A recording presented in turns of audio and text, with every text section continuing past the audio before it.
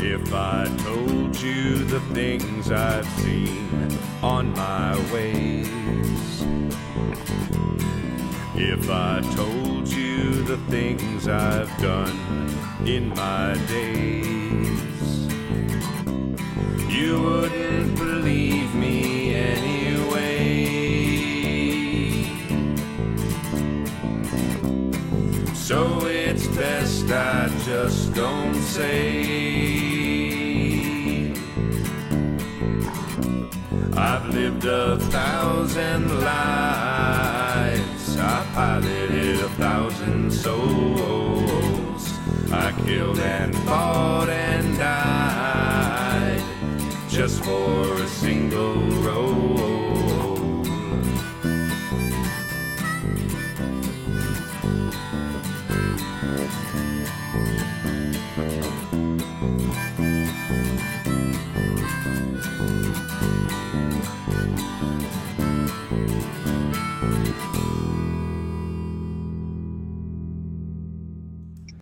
Hey, and welcome to Happy Jacks RPG. My name is Jason, and we are going to be playing in the Eberron world with a sort of Dungeon World-ish rule set using Dungeon World SRD. And I am joined by some fantastic players and Rob. So, Eli, why don't you introduce yourself? My name is Eli, and I'm playing Alabas the Paladin. And we're looking to beat up on an evil elemental today, guys. Excellent. Rob, I guess. Hi, I'm Rob. What am I doing? I'm a big elephant person named Ventus, who is getting in touch with his more tender dark side at this point. Let's see how that works today. I can't imagine anything going wrong with that. Nothing at all. Pooja? I am Pooja. I'm playing Zay, a changeling arcane duelist, who it turns out may be kind of distantly related to the big bad evil that we're gonna take down. Maybe. Okay. Maybe. That's not fun. sure, but maybe. And Claire. Hi, I'm Claire, and I am playing a changeling thief named Nyx. And I'm really excited to see what's going to happen today. Parfait. Thank you everyone for joining us for session 8. This is our finale of City of Towers, Dungeon World Action Play on the Happy Jacks RPG Network. You could catch up on the past episodes, and in fact now the entire season, at happyjacks.org/City of Towers, I think it is. And you can find all of our shows that we've done at Happy Jacks, which is approximately 1.8 gazillion at happyjacks.org/shows. And that's just everything you could, I mean, we've played just about every game system you can think of, minus a couple that just really stink. And, but we've played some stinkers too. So, you know, that's, we get into everything. Last time we've had some little pieces of recap, but the group was originally hired to help a group of sapient undead folks, an island off the coast that is somewhat secluded, and a big portion of their population was turned undead. But they're not mindless zombies and skeletons. They are fully aware and you know, participating in society. The island of Welldown has accepted these folks into their society, but a particular house, House Orion, the House of Travel and Transport, cut off all ties with the island because they didn't want to do business with undead folk. That is rude and specious. So, that means a couple of representatives came to the mainland of Eberron, specifically the city of Sharn, where they met our heroes. And these folks said, we have an idea. We want to make House Orion look bad. We've had an offer from House Tharashk, and if we can make House Orion look bad, their prime rival, House Tharashk, will look good, and they will have then the wherewithal to create a new partnership with us, replacing our lost business with Orion, and we can, go out and live our lives and our unlives, and do the things that we want to do. And the four of you thought that sounded like a good plan, so it turned into a train heist, y'all. Train heist. I've been looking back on my a lot of my GMing history, and I think Shadowrun just got baked into my DNA at an early age. 12-year-old me playing Shadowrun First Edition. All of my campaigns turn into heists, and it's just baked in. I don't know why, but that's who I am. So this train is a coming, and it's got a hot rock in it that if you steal it would be very embarrassing for House Orion, because it's the thing that makes the train go. They have also bound a very strong lightning elemental to the train that sort of makes the train float and travel, and through some circumstantial research and evidence, it seems like the lightning elemental also ensures that the train is on time by somehow minutely manipulating the flow of time. However, that has created an environmental impact, particularly as it goes through the Shimmering Woods. The mantid denizens, which were essentially wild animal, very clever predators, but they're about as smart as a tiger or something like that. They're not an intelligent species, but they're a very clever predator in there. But they're also not normally just wildly aggressive. They're just, they're forest predators, and they kill what they need to eat, and that's like a normal thing that happens. However, you were exploring, you were approached by some mushroom people who said the mantids are out of control. They've been driven wild by the, it turns out, the presence of that elemental going back and forth.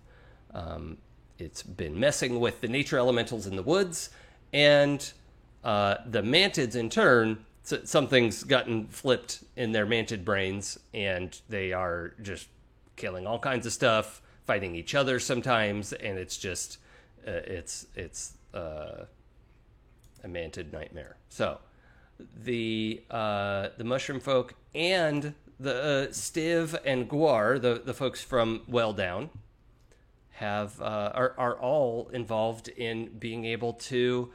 They want you to stop this train and figure out something to fix the situation. So we left off with you all had gathered the materials you needed to sabotage the lightning rail, which consists of several magical pads on the ground. They're all, they're like probably 10 feet across or so, but these are spaced over the course of the train track. There's no rails on this train. It's just these square pads that the train hovers across as it moves along. The lightning elemental bound to the train, creating enough levitation with this to go shooting along.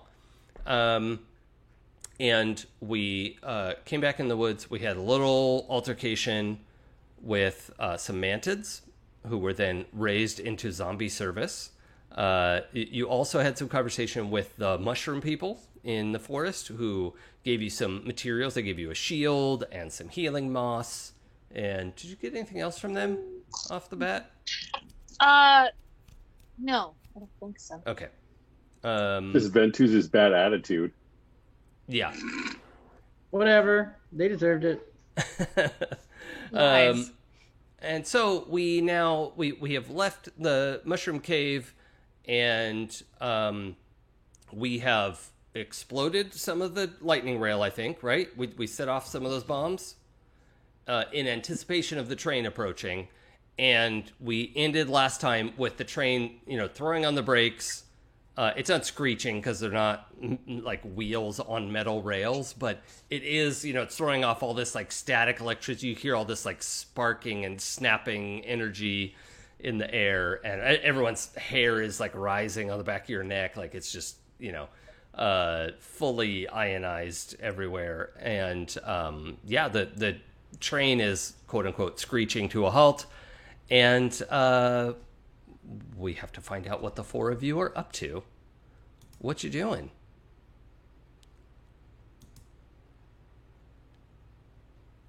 This is the part where you say something. I feel like Something. Alabas would take or would let Zay take the lead for Ventus, because they're the ones that actually know where it is on the train, where he was out using his loot trying to entertain the masses on the train. Mm-hmm. So I he's forgot kind of about And did a good job. It was he very did. entertaining. Yeah. So he's kind of like, well, we got the train stopped. Where do we need to go? Mm-hmm. Engine room. Yep. Kind of wipe the rest of the blood off my face and chomp down on a little bit of that healing moss that you attempted to force feed me while I was on the ground. Great. How many hit points are you down? 3. Well, that's less important than the fact that you roll a D8 for a bite of moss. So, No, not just 8. That's not gonna work. Okay, I get them all back. okay. But it's a lot of, like, having a handful of moss is several bites of moss. So, you have a bunch, and when it becomes narratively important, we'll check to see if you run out. Any questions before we jump into this, or like double checking stuff about your character? We did level up to level 8, so we'll probably close out at level 8. Claire, what'd you want to say? Well, I just wanted to ask. I guess I'm having trouble remembering the very end of our last session. So we blew up the track, Mhm. and now the train is stopped. That's where we're at right now. Yeah, there was a And fair we're- amount of time spent trying to figure out how to share the magic word that sets off the explosives.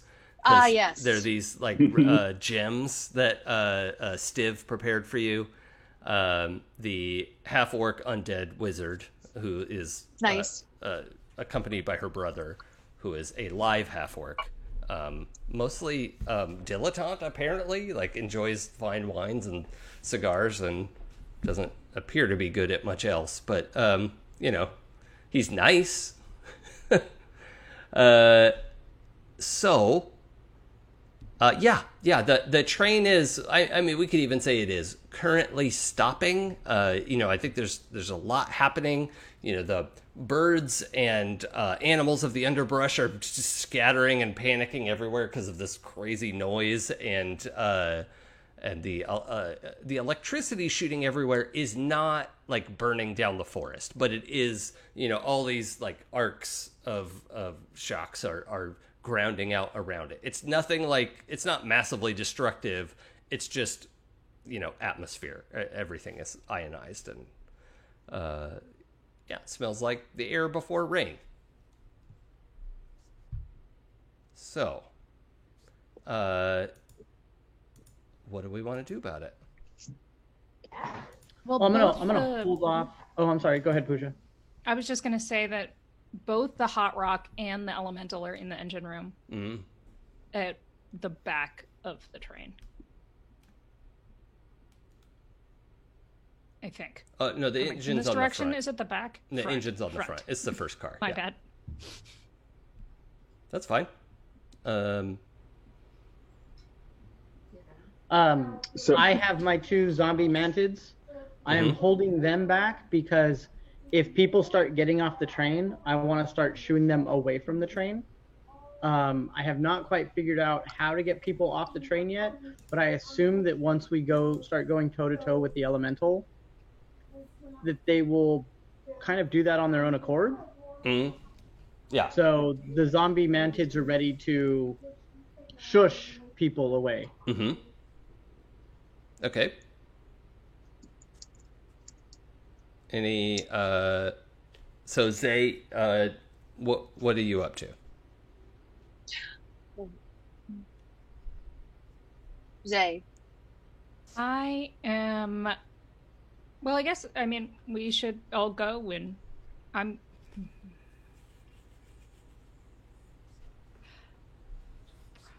I'm gonna go back and attempt to like reach out and kind of feel where the elemental is, kind of like I did last time. Yeah, okay. Well, let's have But at you least do... to see what its mood is. Yeah. Let's have you do a move about it. It sounds Great. like you want to... where is that? Spout Lord? No. Discern realities. That's what we're doing. Sounds good. Oh, wisdom. I'm so great at that. It's totally awesome for me. Take a +1 for this because it turns out you have somewhat of an affinity regarding lightning elementals. So that makes sense. Oh, yes. And I got that gives me a 10. Excellent. And just on that note, I'll remind everyone that we discovered what Zay's dragon mark, so-called dragon mark tattoo was. It was not actually a dragon mark, it was a lightning mark, and it marks Zay's heritage of being both of changeling descent and sort of lightning genasi type thing, where you weren't like, you don't have a literal elemental in your heritage, but people who channel lightning were part of your biological heritage. So. Oh, okay, great. So I'm not actually related to the lightning elemental. That makes me feel better. I mean, I'm sure there is some terrible evil in my past. I just prefer it not to be this evil. Yeah, I mean, maybe, but you don't get to pick your genetics. So that's a thing that we discovered about your background. So you said you wanted to... Oh, yeah, you're doing Discern Realities, and you got a 10+. You get 3 of these questions. What jumps out at you? I'm going to say... And don't forget, you can tweak these a little bit if you want to. In the vein of, like, what should I be on the lookout for? I'm looking for the lightning elemental. Oh, yeah. To kind of sense where they're at the moment. Sure. What you see is it not really in a anthropomorphic form yet, but it has come out to the front of the train and is basically, it's wrapped itself around the front of the train to try and it's like stopping the train, right? And so you're seeing it do that.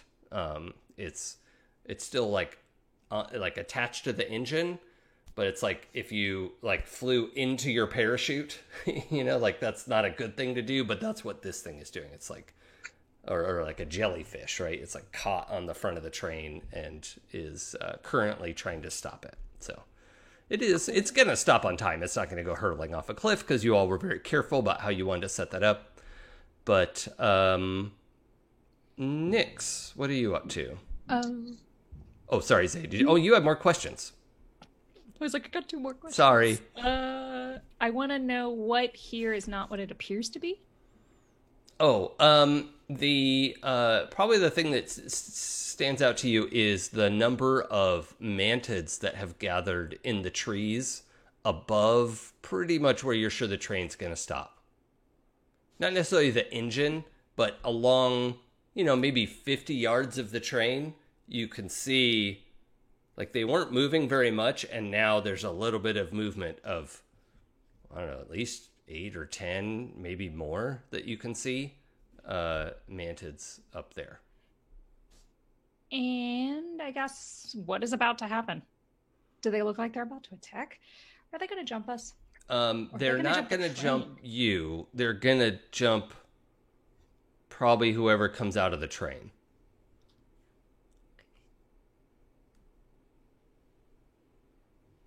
So, well, feel free to, if you want to communicate any of that, or like however you want to act on that is fine. Well, I'm going to definitely let Ventus, and the rest of the group, specifically Ventus, because you have zombie mantids. I like mantises better. Mantises. Manti? Mantenni. No. Also, don't forget this part of the move. When you're acting on, like, dealing with the answers to these questions, everyone will have a +1 forward. So, or I guess technically just Pooja is supposed to. But I think if and I think everybody gets a +1 because we're trying to. Oh, your heist. Yes. Mhm, Yeah. Okay. mhm. So we won't do an extra +1 on top of that. But Pooja, you have an extra +1 from your discern realities roll. When directly acting on the answers to these questions. Okay. Well, there are a lot of mantises in the trees. And them on the passengers. Is there a way to have the mantids that you brought back do a mantids dance to let the other ones in the trees know that they got it? There is only one way to find out. That's not.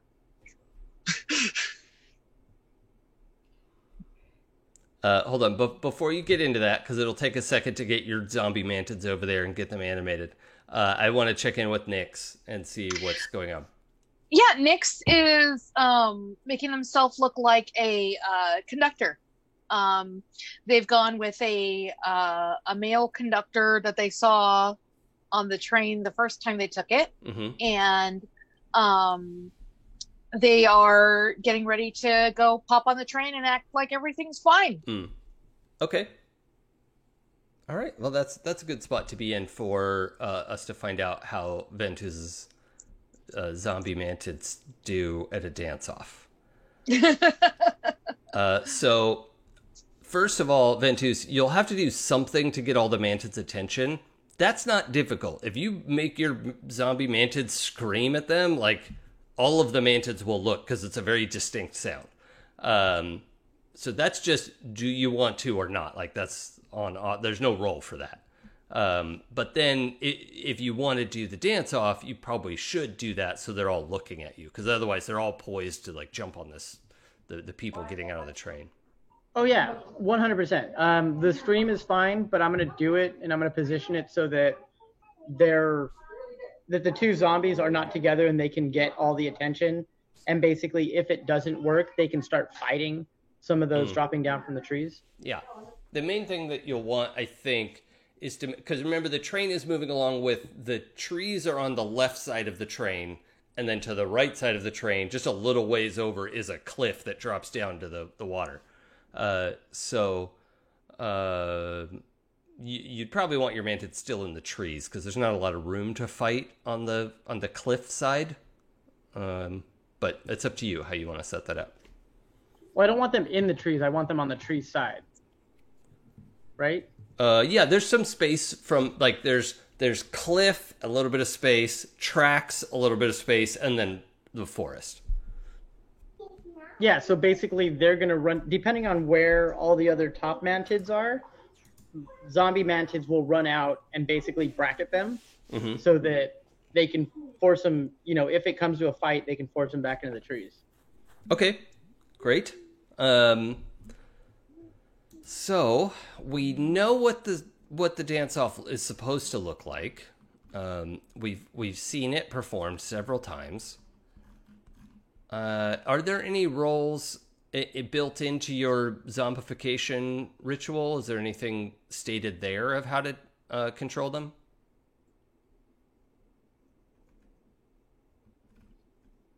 I am looking. Okay. I don't even remember what spell that was. It was Finger of Death or something? Well, that was part of it. No, that was Animate Dead. Animate Dead. Okay. Let's see. Because otherwise we'll just roll parlay. Yeah. It doesn't, there's nothing in there. Treat it as a character. Yeah, okay. With access to basic moves. Okay, great. Then we're going to just treat it as, you have control over them. So you can make your parlay roll, which is charisma. And we're making that with the understanding that you have the tools required to do something that would have otherwise been impossible. So, yeah, let's go for it.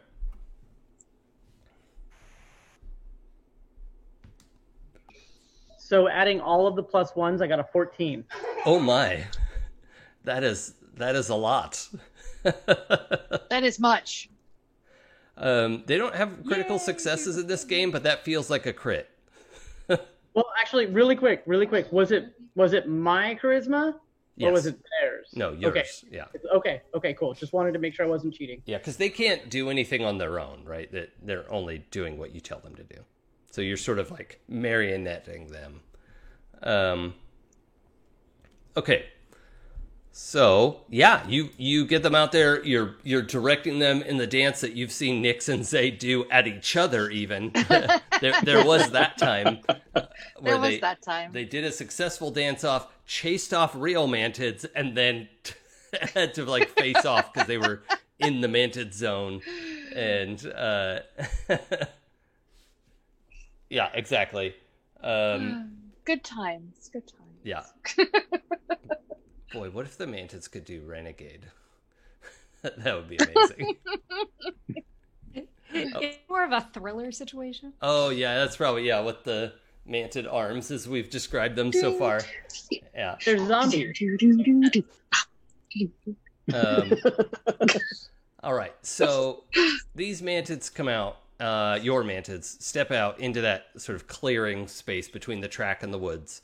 And the other mantids are kind of up in the trees in that part. You know, there's probably a little bit of overhang, and they're getting ready to pounce down on people. And your mantids come out and face the woods and are like, meh, meh, do-do-do-do-do. And the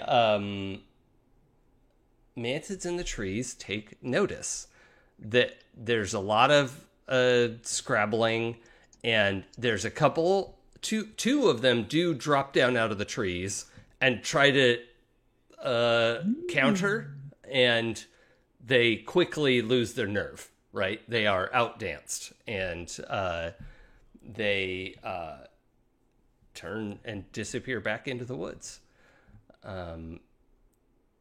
So some things are happening now. So I'll lay this out a little bit before you all decide what you want to do. People are starting to pour out of the trains because they're fucking freaked out by this mantid situation. Because they saw a lot of the mantids. Once this dance-off started, a bunch of them jumped down and then quickly ran off because they were way intimidated. These two were the only two that were like, yeah, we got this. So the people on the train are like, oh my God, we have to defend ourselves. And so what we see is a number of people who are mostly like fancy folk, but they're getting off train and they're like pulling their short swords, or some of the fancy folk are, like getting a wand out or whatever. And they're getting ready to attack the zombie mantids because they don't entirely know what's going on. They're just like, oh, we're under attack.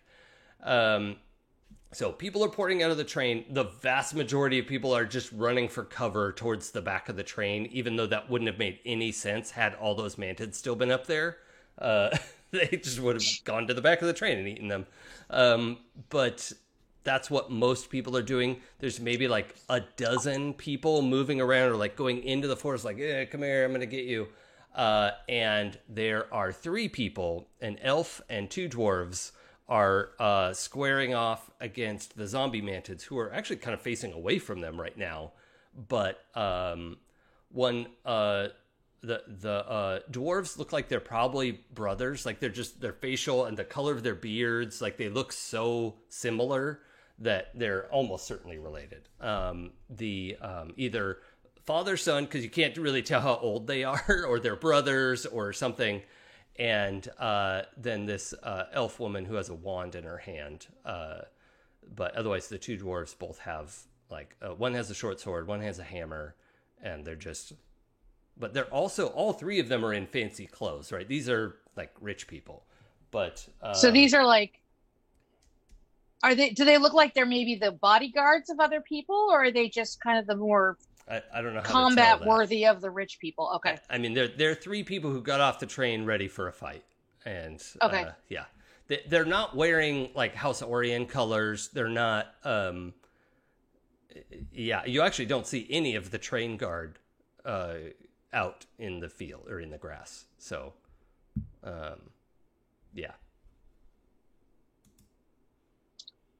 I come forward.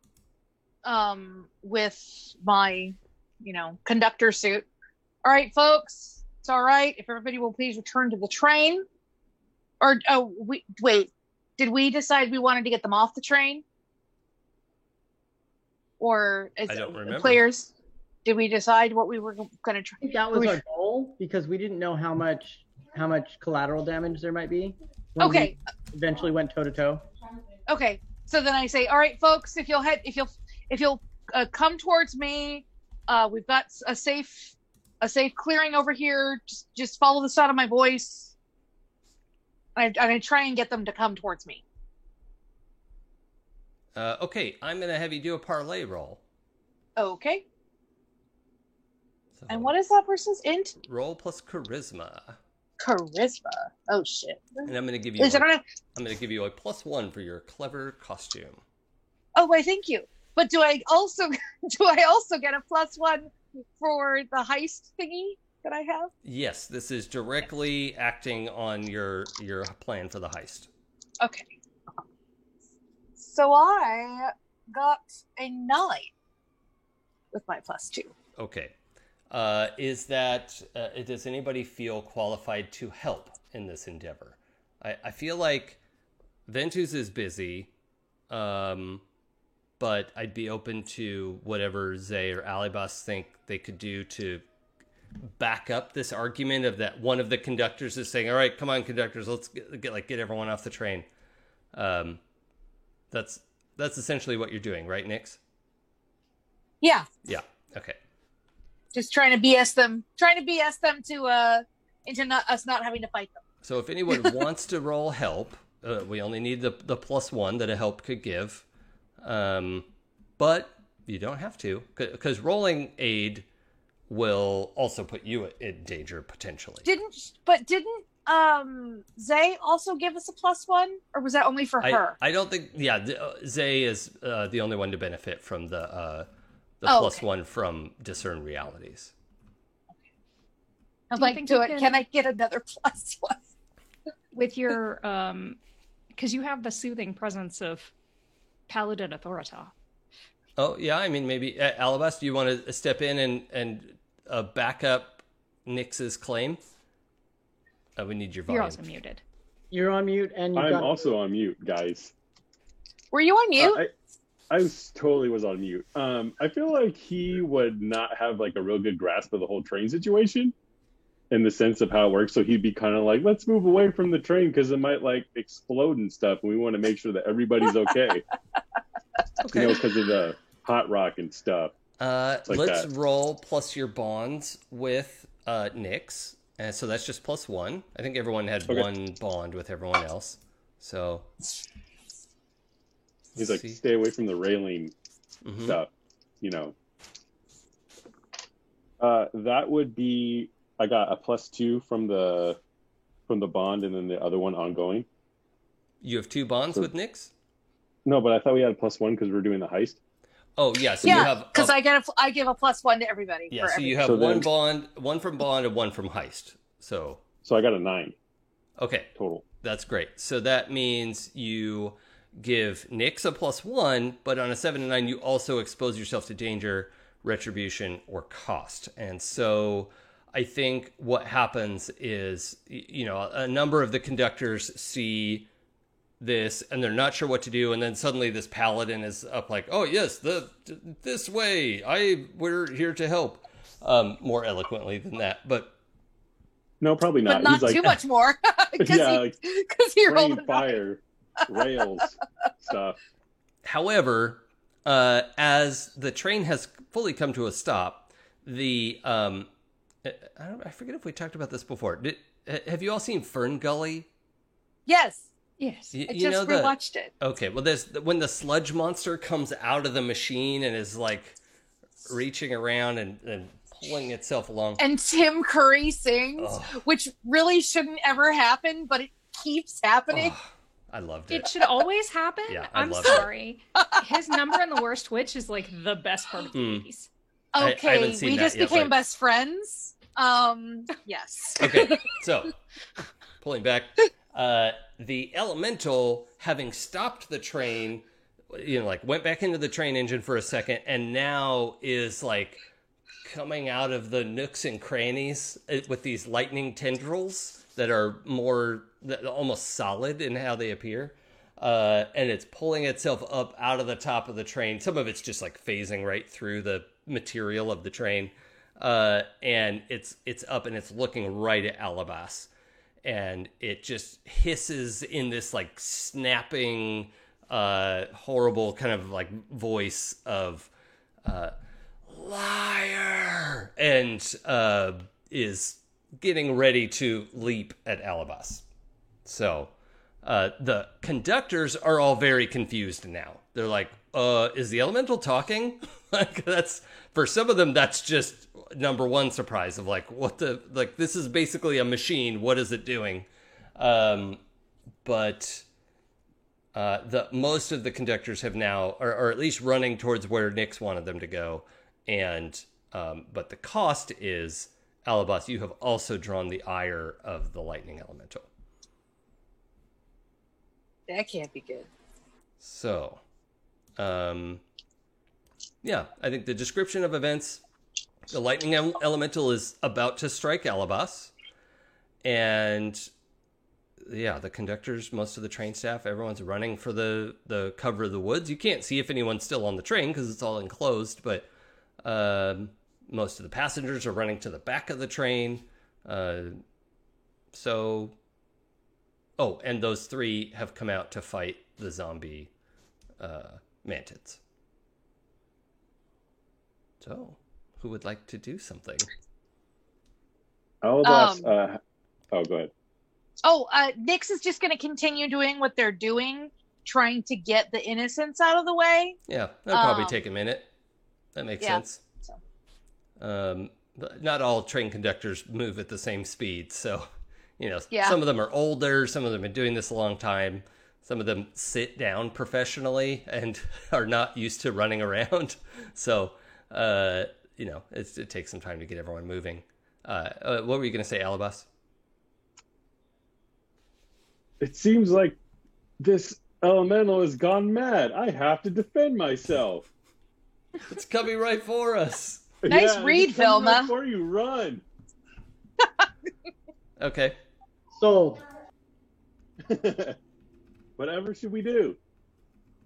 All right, so you've got a couple options. You could try to stand in defense with the defend move, or you could go on the attack with a hack and slash.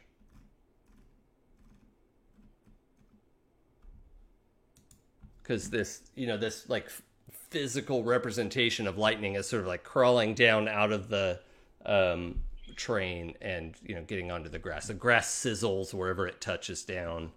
I'm gonna look at my moves real quick, Okay. if you don't mind. No, I don't mind. I will say it is, as it steps down onto the grass, it starts to take a slightly more humanoid form, although it's kind of like a cross between like Spawn and Doc Octopus and what's the symbiote one? Venom. Venom, yeah. So Carnage? more like That one Carnage, really, because it's got 2 arms and 2 legs, but then all of these like tendrils reaching out that are like stabbing like lightning strikes, but it's a physical manifestation of lightning. Does that make sense? He will Yes. defend Okay, let's roll. and just brace for the attack. Yeah, I like He it. sounds like a character from a book series that I'm ashamed to admit having read. So. Twilight. I Oh don't, no! No, it's a second series by the same author that did the Anita Blake series. I don't know it, Yeah, but that's cool. yeah. So he Anyway. has There are no new staunch ideas. defender. What was that? He has staunch defender, so it says you always get a +1 hold even on a 6-. Okay, And we got +2 or a +1 right now. +1. So we got a 9. Okay. So on a 7 and 9, hold 1, and you can stand in defense.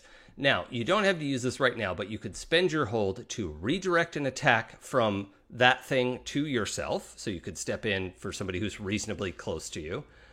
You can cut an attack's effect or damage in half. You can open the attacker up for an ally to have a shot.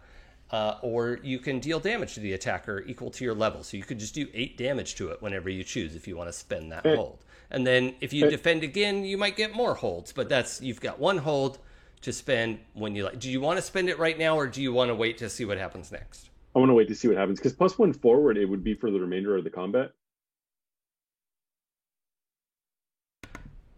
No, that's +1 ongoing. It's just +1 Okay, cool. until you choose to use it.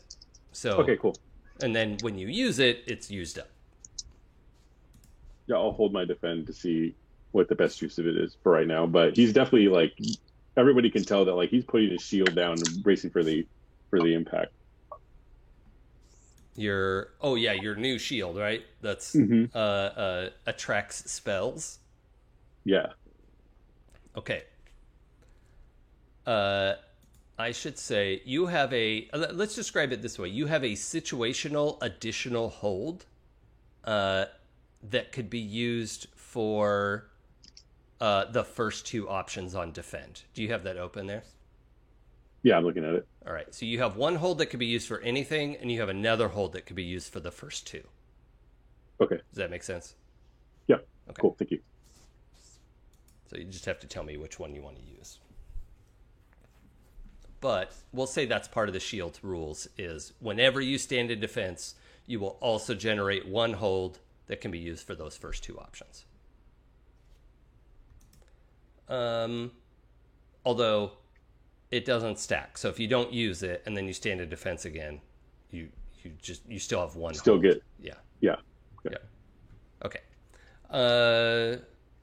What's Zay doing? I am going to use Know Your Enemy. Oh. Is that a basic move or one of your moves? It is an arcane. Oh, okay, cool. What's it do? When you re-encounter someone who has wronged you, Oh, yeah. I can roll int. Yep. So I'm going to roll my int. Yeah, and this thing, its snapping, hissing voice is you. No. And I got an 8. Okay. So Is that with your +1? wait, no, hold on. I got a 10. Oh my. I only added some of the pluses. So I got a 10, so I get to choose 2. I am going to taunt my rival into revealing something they did not mean to, Mm-hmm.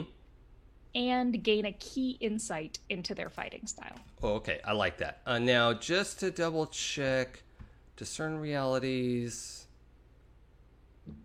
Okay, it does say +1 forward, so you will now have used up your +1 from the discern realities roll. We always have the heist +1 because this whole thing is about, unless you want to go roll the dice to do a high dive off the cliff, that's not related to your heist.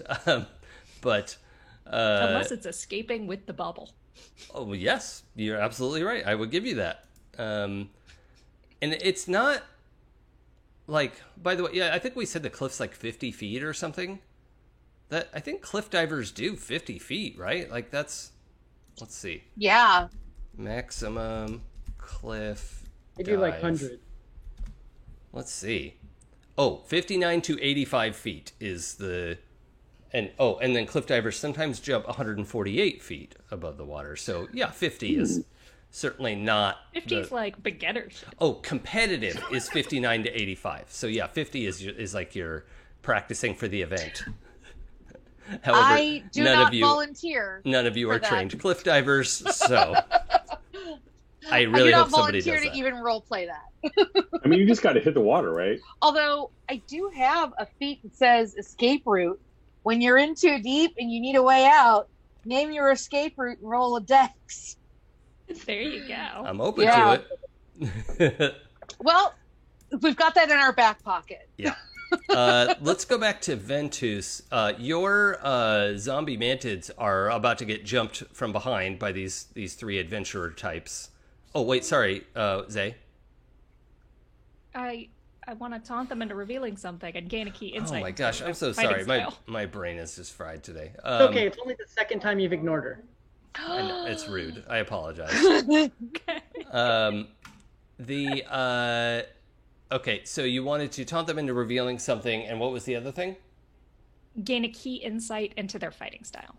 Okay, so let's do the fighting style first. This thing is, its fighting style is, I'm better than you. Right? Like, it doesn't care about fighting style. Like, it's just going to step up and stab everyone with lightning. Like, that's it. Right? So would you call it a tank then, or a DOT, more of a DPS? It's everything. It's everything. It's At the least OP. we know it's not sneaky. It's the OP like raid boss that is just ridiculous. You've got the thing where everyone's running around, no one's figured out what they're supposed to do. This raid boss is just like eliminating people left and right. Like, it's a good thing Nyx is busy because I am a Leroy Jenkins. So, amen. So that's its fighting style is, but I think that's also an insight into its like a weakness. Is that the phrasing? Sure. Taunt them into revealing something they did not mean to. Yeah, so the fact is that it seems like they can attack everywhere at once, but they actually can get distracted. Like, they are not this omniscient being. They want everyone to think they are, but a lot of these like blasts that are happening already is for show and intimidation. It's not actually carefully targeting everything. Does that make sense? Mm-hmm. Like, it does have, like, it can't see behind it. It's not, it's not this omniscient being that it wants. It's trying to intimidate all of you.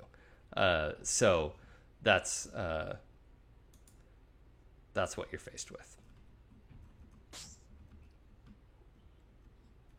Did I cover all of the things? Yes. I feel so bad Thank that I you. skipped over that. I'm sorry. There was something else I was going to have all of you roll, because it is like trying to intimidate you, and there's a thing you can roll.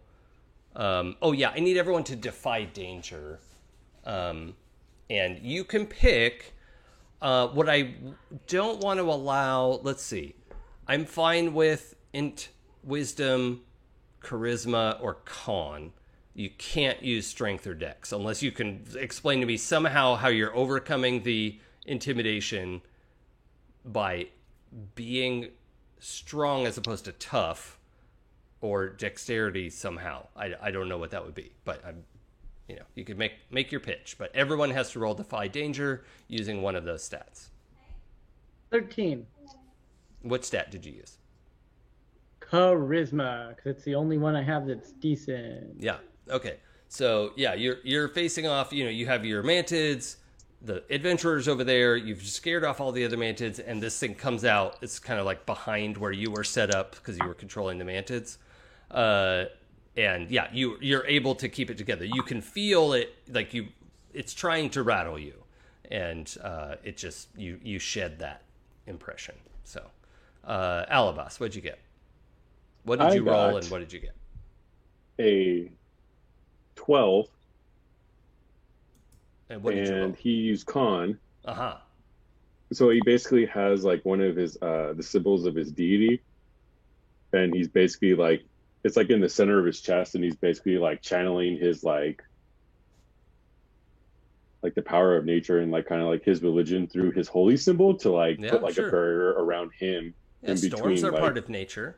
Yeah. Yeah. If anything, this is like a perverted part of nature, right? Like, it's like lightning's a normal thing that happens in nature. So, yeah, I think your con then is that you are unmoved like by the fact faith. that these like lightning stabs. It's not really shooting lightning at you. It's these tendrils, like tentacle type things that it's stabbing down at the ground, and it hits you a couple times, but you are grounded. You're literally, you're just like Nope, take it. A bunch of it hits your shield. You could see it's like coming to like hit the ground and try to intimidate you, but it arcs and bangs into your shield instead, and you just knock it aside, and yeah. So you're good to go. How about Zay? I got a 10 using my int. Oh, interesting. Okay, so yeah, you are able to, and actually this kind of makes sense for what you've done so far. Is you're starting to pick apart like, I know what you are. Like this is some Wizard of Oz shit, you know. Like, yeah, you're full of crap, and yeah, you're seeing it go after Alabas, and you're starting to pull apart. Like, I know these lines of energy. This okay, you are just an elemental. Like it's trying to be like, I am a god, and you're like, no, that's not true. That's impossible. So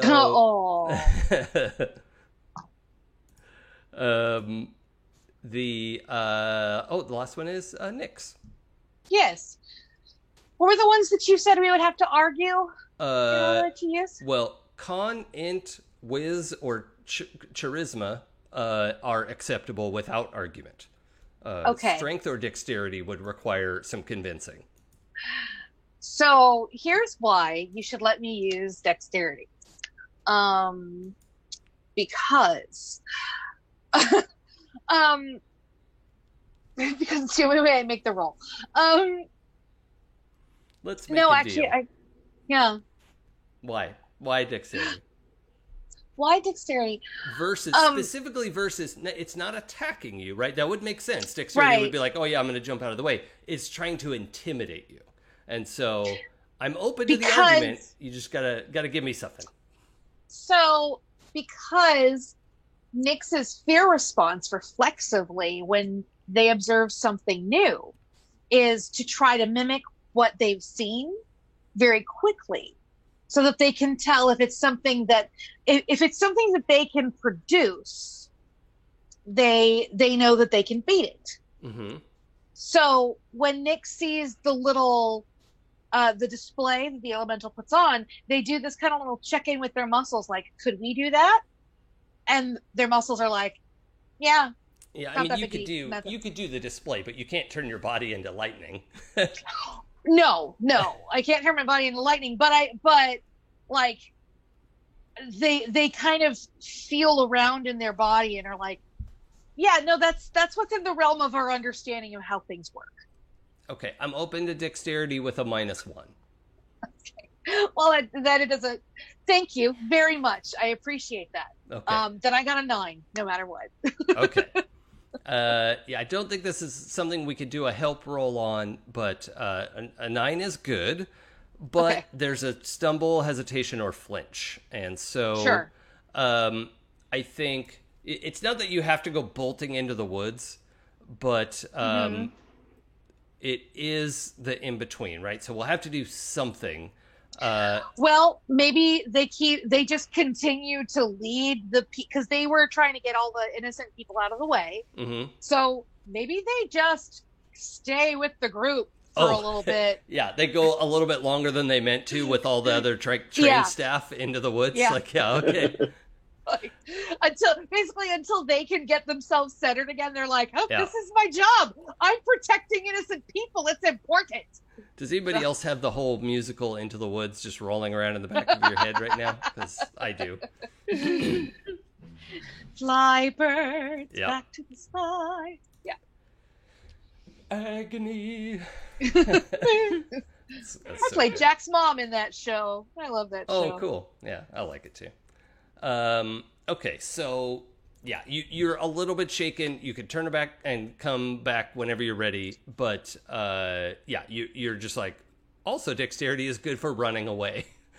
And Oh, wow. so you make sure all the conductors and everyone are sort of getting out of the area, and probably go a little bit further with them than you intended to. Yeah. So that's No, fine. no, no. Okay. All right, everybody stay here. Stay here. Okay. I'll That's go a good for call. help. So it's just going to take you a second to get back and Yeah. and deal with that. Okay, so Ventus, what are you doing about this this group squaring off with the Mantids? So I'm going to look at them. I'm going to look at the 3 individuals, and I'm going to state, Don't touch them. They're mine. So let's intimidate them. Do you have something other than parlay to use? Any special moves?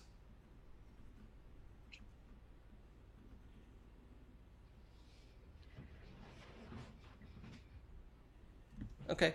If there was just No, I one don't. of them, I would give you a +1. But there's 3 versus the 2 zombies and you. They think they have a chance. So we'll just do a regular charisma check. Yeah, that's fine. I'm just double checking. That's the problem with paper, is that I can't scroll down as easily.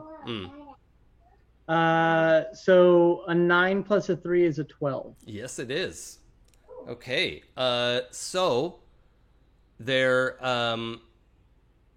yeah, I think it just makes sense. They like take in the situation. They realize that those things chased off all the rest of them, and that you're in control of those, and you like demonstrate that you're like turn them around and be like don't. And they just say the one of the dwarves slaps the elf on the shoulder. So apparently the 3 of these know each other.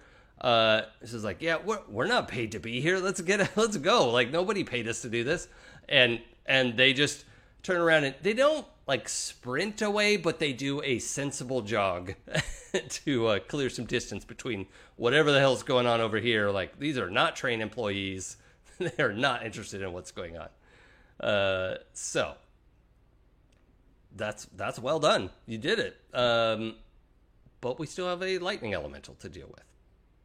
So, If no one else is up, because I'm basically casually just saying they're mine, don't touch it. I assume that they're gonna listen. Like I'm not even following through to keep eye contact. sure, maybe that confidence is what pushed them over the edge. Yeah. 100%. Yeah. Like they're mine, don't touch them. Yeah. And then I'm gonna look back at the lightning elemental after his fantastic display, realizing that it's all just pomp and or circumstance. And then Well, I don't know if Ventus has that understanding of this thing. well, I sloughed it off. Oh, that's right. Yeah. You ignored the intimidation. Yeah. Yeah. So suck it.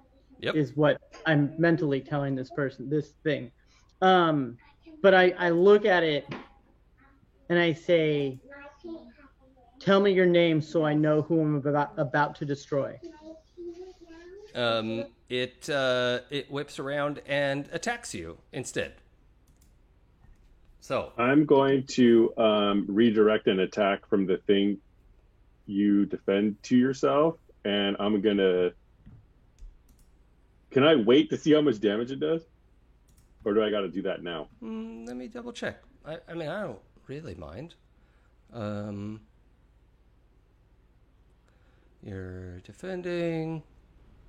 Depend on the type of attacker. I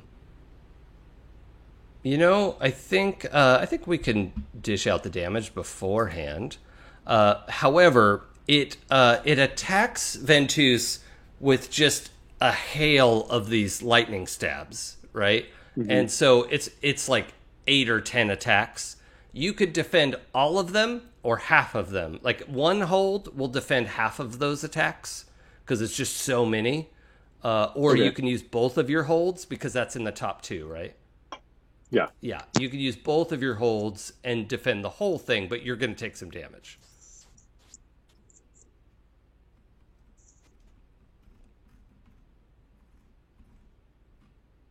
So it's your choice.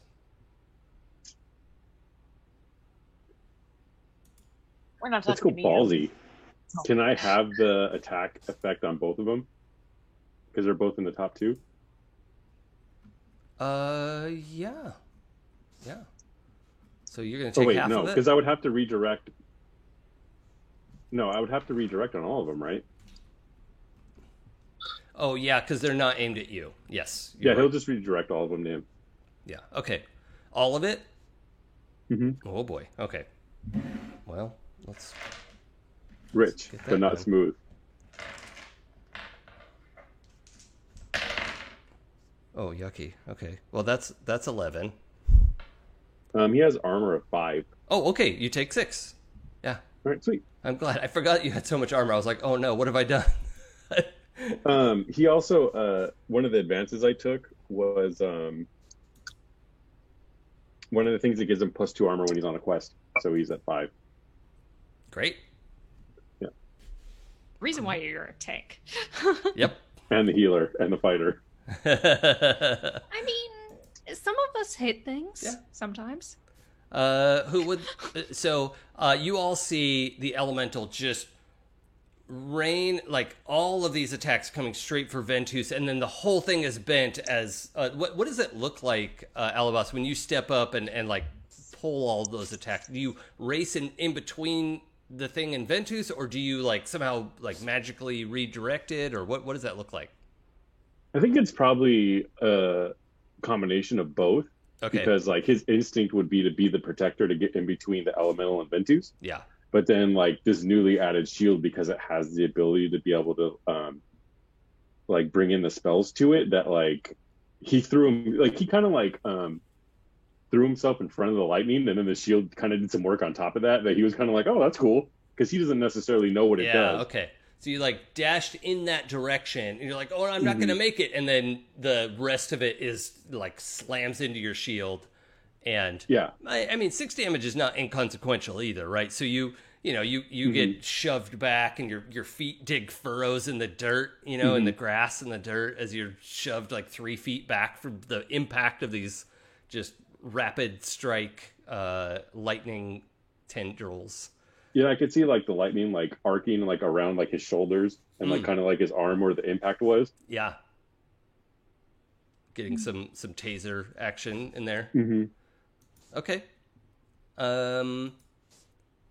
Who would like to do a thing, given that? The elemental has not like spun around or anything else. It just looks like it's gonna like try to aid him. So it's up to you all. Like to. Okay.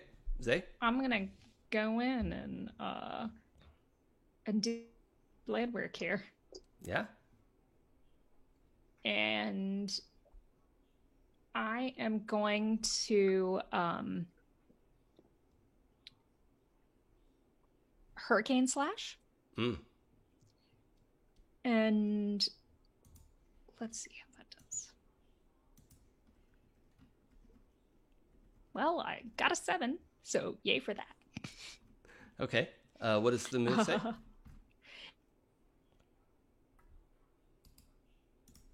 And choose one of the following. So first, my damage, which is... And apply 2 techniques.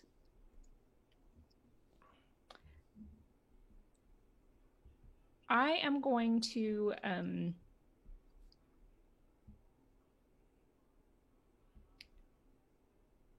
make it an elaborate attack. Mm-hmm. And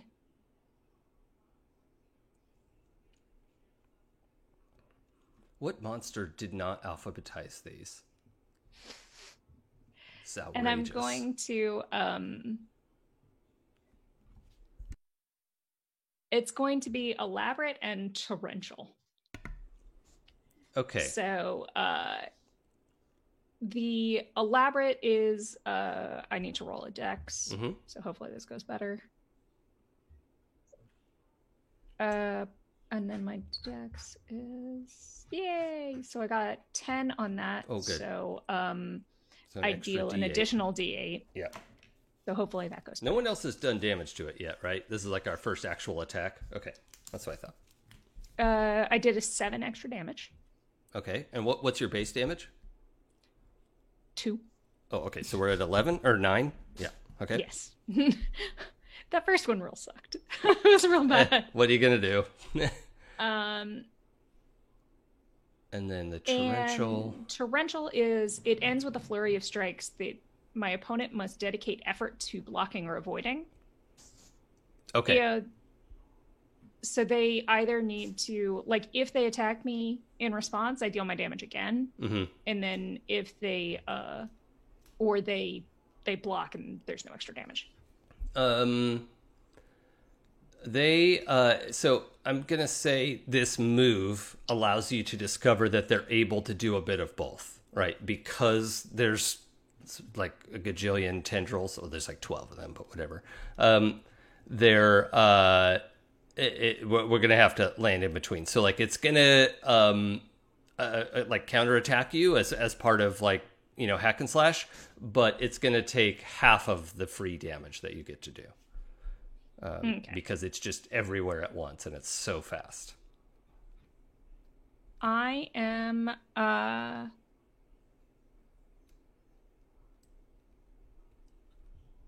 don't remember how we did this last time, sorry about it, but well, you're just gonna don't... whatever your regular class damage is. I don't remember if we re-rolled or if I just... I think the class damage isn't a die roll, right? It's a... Oh, yeah, your base damage is D8. Yeah. So just, roll a new D8. A brand new die. It can't be one you've already used. That's a sin. It was a 1, so that was... Well, I'm still going to apply 1. I'll give you the minimum. Wow. 0.5 rounded up. That's bad luck. Yeah. Yeah. And then I need you to pick the rest of the stuff from... I'm going to move Hurricane to get a Slash. clear shot, placing me in danger. Yeah. Okay, that makes sense. So you and Alabas are squaring off, and it is going to do its counterattack damage from hack and slash, because that's what happens. And its damage is just going to be this, because it can't attack you with everything. So 7 minus your armor. I'm sorry, were you attacking me or... Yeah, it's his. Like, whenever you do an attack that you attack each other. Okay, my armor is 1. Okay, so you take 6. All right. Let's go to either... Well, Nix, I think you're probably going to have to go last because you went running off into the woods. Not too far, Yeah. but let's check with Ventus. I'm still rather disappointed that it didn't have the gumption to introduce itself. You know, it's just sheer politeness at this point so that I can notify its next of kin. So at this point, well, I should state, you know, being a magic user, you would know if you knew its name, you would be able to banish it. yeah, So it's probably not going to tell you that. one can try, and one can still be disappointed. You could try to do a mind reading spell on a being of pure lightning and see how that works out. It's gonna be electrifying. I'd like to see how it goes. Yeah. Please, can we have wizard marshmallows?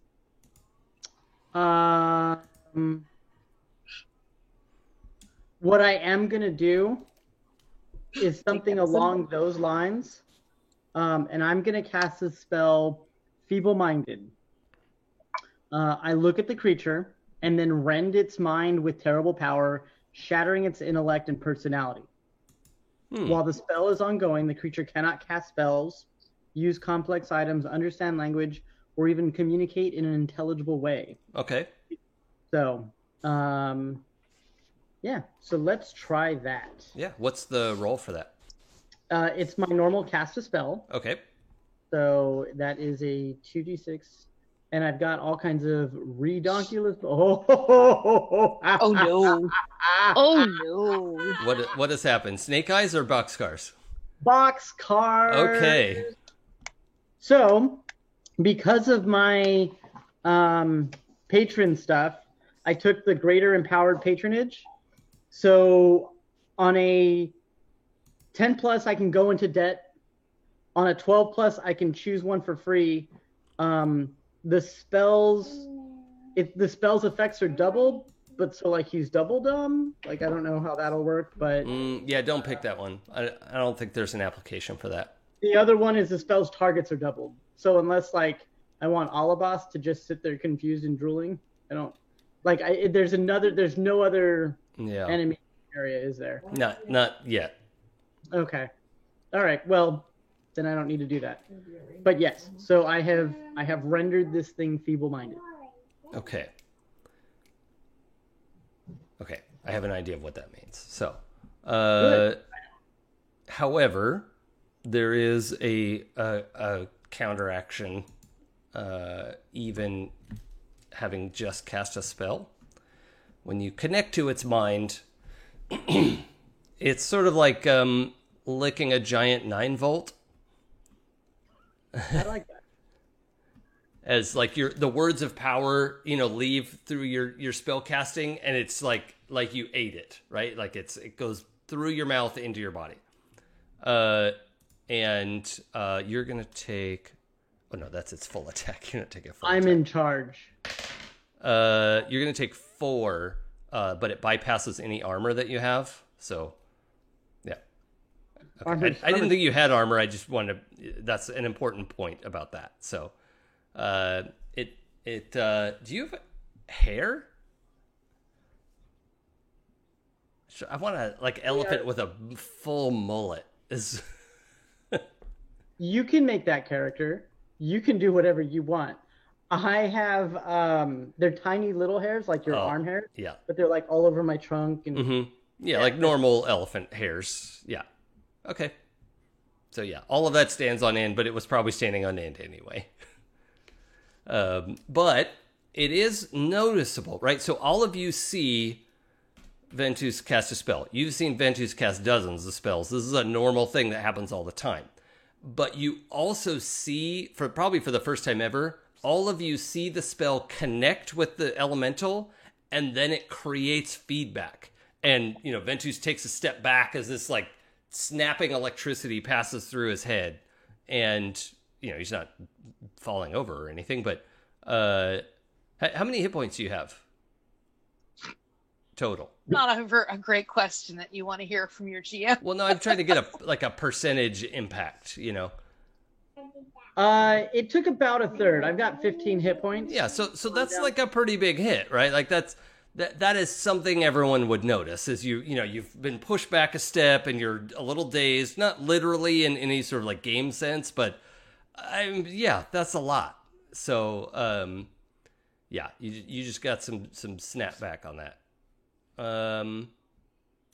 So it also has turned to face you, Ventus, and you can hear it's like crackling voice.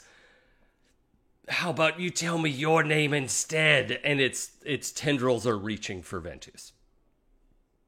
Can I do the defend again? Yeah, you have to roll for that. Sweet. That would be a 11. Okay. So that means 3. Oh, I'm looking at the wrong move. Yes, you get 3 hold, and you can spend 1 right now to do something about it. Oh, and you actually get the one from the shield. Yes, you get 1 more for the top 2 options. So you have 4 hold, 1 of which is restricted. Can I double up on the? You can only spend 1 hold. Then, if it's attacking him, I will redirect it to myself. Okay. Yeah, you leap. You were already kind of near each other anyway, and yeah, and you actually see this thing rage as its attacks rain down on, and they curve to hit Alabas, and it's just it's seething, right, as just attacks rain down and rain down and rain down, and let's. Actually, I was looking up. I don't think there is anything that restricts you to just 1 hold. I think you can spend as many of them as you want. No. Okay, it is clear. When the thing you defend is attacked, you may spend hold 1 for 1 to choose an option. So, yeah. So it's 1 at a time. So, let's roll the damage.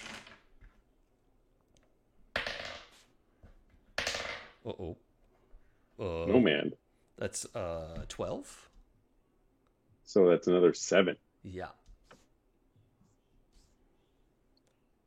Sorry, that was a lot. Um. Okay. Okay. So it just rains lightning down on Alabas again. And it now looks like it is making an effort to... It's basically trying to grapple with Alabas, so it's just raining attacks down and you're, bearing up under those blows. But now it's hitting, and then it's wrapping tendrils around your shield and it's trying to pull the shield away from you because it's correctly identified what the problem is here. But that's what everyone could see is it's all of these different tendrils. 4 tendrils have now wrapped around the edge of the shield, and Alabas, you can see the edges of this like solid lightning grabbing at the shield and starting to try to pull it away from you. Just remember, it has no intellect. Yeah. I think this is a pretty But it still does damage. instinctual thing to do. Is just give me that. He's around half health, so I could see like the lightning starting to like sear his skin a little bit. Like as he's like putting himself in between him and Ventus, and the way it's like grappling around him, like it's starting to like he's starting to see like black marks where his skin is actually starting to burn from all the lightning strikes. Yeah, and you're an elf, right? Yeah. Cool. And he looks like he's probably not having a good time. Does he have like a beard or anything? No. Okay. Okay. So we're seeing electrical burns show up. Let's get back to Nyx and see what's happening. Yeah, so Nyx comes out of the forest and sees what's happening. And their first instinct is to try and shoot the elemental with their bow. Mm-hmm. So that is a volley, which is Dex. Yep. So that's going to be a total of 10. Oh, nice. Okay. Yes. So yeah, you have a clear shot. You deal your damage. What is that? It's whatever the rogue class damage is. I'll look. Or thief, I mean. Yeah, it's the damage D8. Yeah. Okay. Don't roll like Pooja. I rolled a 5. That's better than Pooja. Well, technically, that second D8 worked out great. It was just the 2 other ones. That's true. That is true. And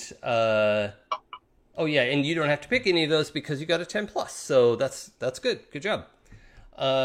Normally, it would even be able to counterattack a volley, but it is somewhat stupefied. So it's not able to use that ability. So, yeah, Nyx goes, oh, pew! And, like, rolls to try and get closer, but hidden. And you know what it'll do is this is actually revealed to you. You fire the arrow, and you see the spark travel up to the arrow and back to you. It just peters out before it can get to you because you could see this thing as like its eyes, its like face is unfocused and it's dazed and it's like grabbed onto the shield and it's partially falling away and like wobbly. And you could see this thing was trying to counterattack you, but it couldn't get it all the way to you. So great. Your arrow hits it, and you all see this arrow embed in. It is not flesh, but it is hurt. Right? You've hurt this thing. It is just made of that like blue white energy, but is solid. So, yeah. Do I have time to also, like I said, kind of roll away and try and get closer but hidden? I don't see why not. Stabby stab? Yeah, okay. Let's try that. All right. So that's what I'm going to try to do is like peek out, pew, dive roll, sneak, and then attack next time it's my turn. Yeah, if you're gonna want to come up with like a knife or something, I'm gonna say we probably have to drop the bow as opposed to like carefully put it away. But you could drop it in your hiding spot. You like roll to hide, drop the bow, get your knives out, that sort of thing. Yeah. That's what I would like to do. Okay, cool. So yeah, you're getting ready for that. Did you roll your sneak? Did you say that? No. Oh, okay. I did not. Let's do that. Is that just a Is that just 2d6 plus dex, or what is that? Yeah, I don't know. Is there a sneak I don't know. move? I No, think it's there's defy no. danger. It's defy. Okay, Yeah. and that would definitely be a dex. I would. 10. Nice. Yeah, you Yeah. you totally hide from this thing, and it's Great. also like not paying super good attention right now anyway. So, Right. all right. The thing now is dragging. It's trying to pull on Alabas's shield, but it's clear that it's more like it's acting more drunk than anything, because it like staggers to the side, and the one thing it's able to do is like keep holding on to the shield, and it looks like it's going to headbutt Alabas in spite of the fact of having 12 different ways to attack. It's just going to go, and Can I jump in and send my zombie mantids to actually like scrape it off the shield? yeah, try to like bull rush it from the side. Yeah. Pull a clever girl on them. Let's do that as a spell casting check. I like that. That's a verb. I'm gonna clever girl them. If it's a straight spell casting, it's an 11. If it's an actual like me casting a spell, it's a 10 because Yeah. I'm at -1 because of the feeble-minded. No. It's just it's not a literal spell casting. We're just using the spell in a kind of a weird way to, get in there and do something. But yeah, a 10 is great. These two run in there. They like time their tackle just right. They hit it together, and the two of them knock this thing to the ground, and it hits the ground, and it's a little like if you try to crab upside down and all its legs are like, no, don't do that. Although it is not immobilized, right? Like it's gonna get back up, everybody. But these two things are on it now, and they're just like like trying to hurt it. They're not really hurting it. It's burning them, just like being in contact with it. So also we can all see, let's maybe not try to wrestle it. But also, Rob, I should ask, do you want them to stay on it and keep hitting it, or are they supposed to like knock it down and roll away and keep going? I'm gonna use them as like knock and go. Like they're gonna be more stealth because that's the way I've seen the mantids kind of fight in the past. But I just want to clarify: if you get knocked down, do you get up again? Mm-hmm. Yep. Are we never gonna keep it down? Correct. Yeah. Okay, just checking. I drink a whiskey drink. Yeah. So long as you don't get stupefied. Yep. Stupefied. Nice. Does it say how long that spell lasts, Rob? What, feeble-mindedness? Yeah. It does until I let it go. So it's like a concentration spell. Yeah, and That's that's why some I'm kind of time limit, like hours or Yeah. something. There's no Question. time limit. It's the spell ends when I leave their presence or I let it go. Okay. Well, that's probably not going to be 100% the case with an extra dimensional lightning creature. Rules is written, Jason. Uh-huh. Do I get to use one of my defense thingies for that? For question. it getting knocked over? Like, Do you it want to coming defend after the me? elemental? Well, I was just wondering how it worked since it was aggressively coming towards me or my shield. Oh, well, no, it got knocked down. It's like away Okay, I just from wanted you to make right sure. now. Yeah, it's like on its back, and then the mantids roll away, and it's like trying to get back up now. It's just not very coordinated. So, yeah, it's getting up, and we don't immediately see where it's headed. It's like getting back to its feet like a prize fighter that's taken one too many to the noggin, and is actually using its, like how Doc Ock sometimes uses his tentacles to like get up and steady himself. It's like that. He's got like too many things to prop himself up, and he's looking a little woozy. But it is look like it's probably going to get its shit together here in a second. So, what do you want to do? I want to sneak out and stab. Oh yeah, yeah. Let's do that. It is definitely a live target for you to get to. Just don't touch it with your hands. Yeah. So my plan is to stab and ditch the dagger. Mm-hmm. That's Like- probably a good idea. Yeah. My plan is not to hold onto the dagger because it's metal. Well, I'm sure the handle isn't metal. It'd just be like if you kept holding onto it, it's gonna It's burn leather through wrapped the metal, yeah. the leather Yeah. wrap is gonna burn away pretty quickly. So Exactly. yeah. So, yes. So I'm going to try to backstab it. Okay. That's a 10. Oh. All right. On a 10 plus, choose 2. Oh, and I get to roll my damage plus dex. So, my damage plus dex is 6. But I can choose 2. So I get to not get into melee, deal damage plus 1d6, create an advantage plus 1, or reduce their armor by 1.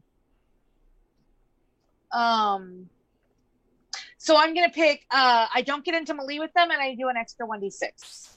Okay. So let's roll your normal is the D8. Yeah. So a D8 plus a D6. So it's an additional 4 to my 6, making 10. Oh my, that's a lot. Okay. And that's why you play a thief. And yes, you also successfully keep moving past the most likely place, since where you were coming from was the woods. If you want to, get in there, stab, stab, stab, and leave them and go, you would probably find cover at the train. Is the most sensible way for me that I'm picturing.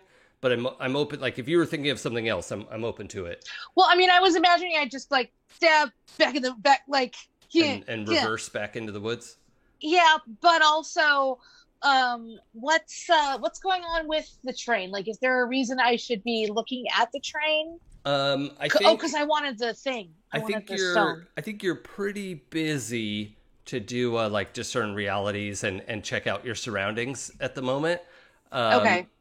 But if you want, I would let you roll discern realities at disadvantage. So you'd roll 3 and keep the worst 2, keeping in mind that a 6- will have consequences. Yeah.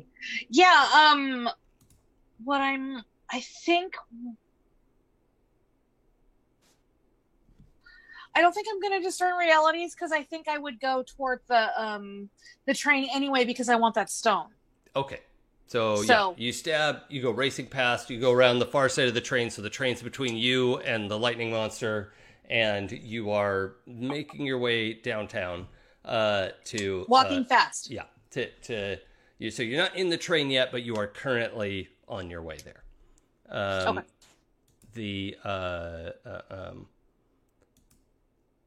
Let's... Track. Okay, so who else has stuff they want to do? Zay?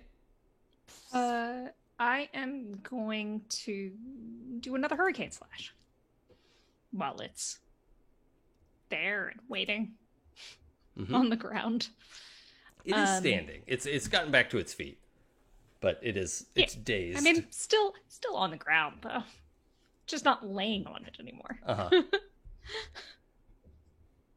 Either way, I got an 8 with that. And so, once again, damage 2 techniques and choose a thing. So...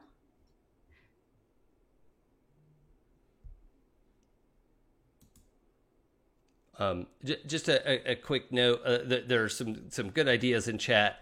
This thing is a design that I did a little bit differently because it's not exactly like an air or fire elemental, so I put some notes that are a little bit different from how those work. Those are all good ideas, and I understand where you're coming from. Wait, you changed something? No, I invented something. Oh, Ooh. congratulations. Good job. I am going to deal my 1 damage. I'm so sorry. And it's okay. I am going to Soul Siphon, Oh yeah. and that heals me for 2. Hold on. Let me look at Soul Siphon. In this case, it says your attack heals you for 1d4, and if it kills my target, then I heal 1. Assuming that 1 damage didn't really. No, it did not. I'm sorry. But I would like you to roll another d4, please. Okay. I was hoping you'd get an electrical boost. Mm-hmm. That's 4. Oh, yeah. So, yeah, you heal all of that. And Yay. you also feel sort of energized and refreshed. Is that all of your damage? What's that? Did you heal all of your damage? Yes, I did. Yeah. Yeah. You're like, yeah, you'll take a +1 forward on your next attack. So. And I am going to. My camera's out of focus. Hey, do the thing. No. I want to run something by you. I have so galvanic is one of the things that I have, the effects that I can put onto a attack, and it says electricity courses through your blade, numbing one of your target's limbs. What I would like to use that for, instead of pumping more electricity into the lightning elemental, because that doesn't make sense, is to use it as kind of a partial grounding effect to take out some of its. Like, it's got all those, like, lightning things that it's using as... I'm open to it if you either, like, sacrifice your sword by stabbing it into the ground to leave it there as a lightning rod, or if you have something else. Like, I need a lightning rod action from you. So if you have something else you could stab into the ground that's bigger than a knife, I'm open to it. I just have the rapier. You don't have like a whip antenna from your CB radio or anything like that? I mean, most of what I carry is not exactly. Sometimes that works. I don't know why my camera's out of focus. It's so angry. No one can see my wrinkles. Look how young I am. Ignore the gray. Filter. Ignore all the gray. I am. Let me think on that and find something for next. Oh, that's an excellent point, Master Vitter. Ventus is bigger than a knife. You could just like grab Ventus and suplex him into the ground.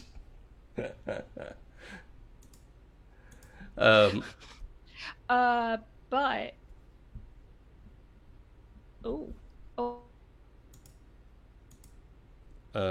you chopped up a little bit there. What were you saying? Before or after? Oh no.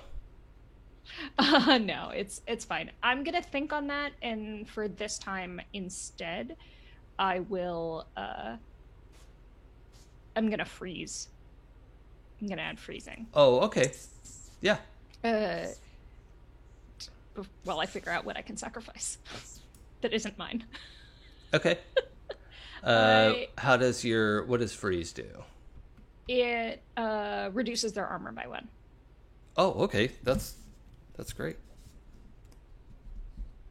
Okay.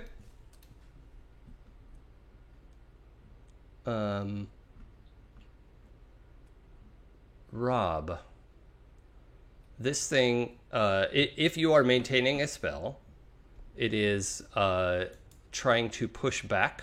It's essentially doing its version of a counter spell. It's not literally counter spell, but it is trying to shake off the effect, like a saving throw or whatever. And I'm going to give you a choice. You can either cast a spell, and potentially, like, to maintain your spell, we could do a cast a spell roll, and we'll just see who wins, right? Or you can cancel the spell and be 100% out of danger.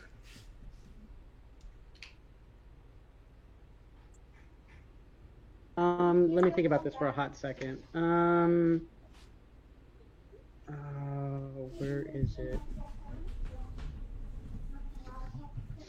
Oh, here it is. Am I in focus yet? No.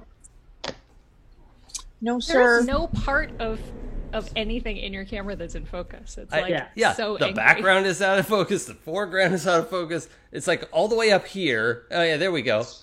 1 foot away from my camera is oh, that's a little better. Okay. Sorry, I'm obsessed with this. Okay. So, actually, what I'm going to do is I'm going to end the spell, but then produce an Eldritch Blast. Okay. Yeah. So you cancel the spell. It it's like trying to counterattack, so to speak. And you sort of mentally dodge out of the way as it's trying to zap you. And you can now counterattack with your Eldritch Blast. So, here's the problem. It says Eldritch Blast when you end an ongoing spell immediately and use the energy of its dissipation to blast a foe. The spell ends and you deal your damage plus the level of the ended spell to one enemy you can see. It doesn't tell me what the actual damage of the Eldritch Blast is. Oh, it's your class damage. Your class should say up by Oh, okay. Yeah. Okay, so it's a D6. So a D6 plus, I think it's 7. So give me a second. Mm-hmm.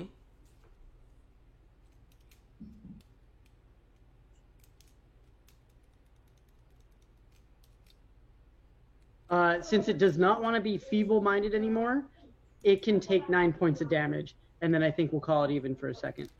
I don't think my... Oh, no, I do have a type of magic armor. That is true. Okay.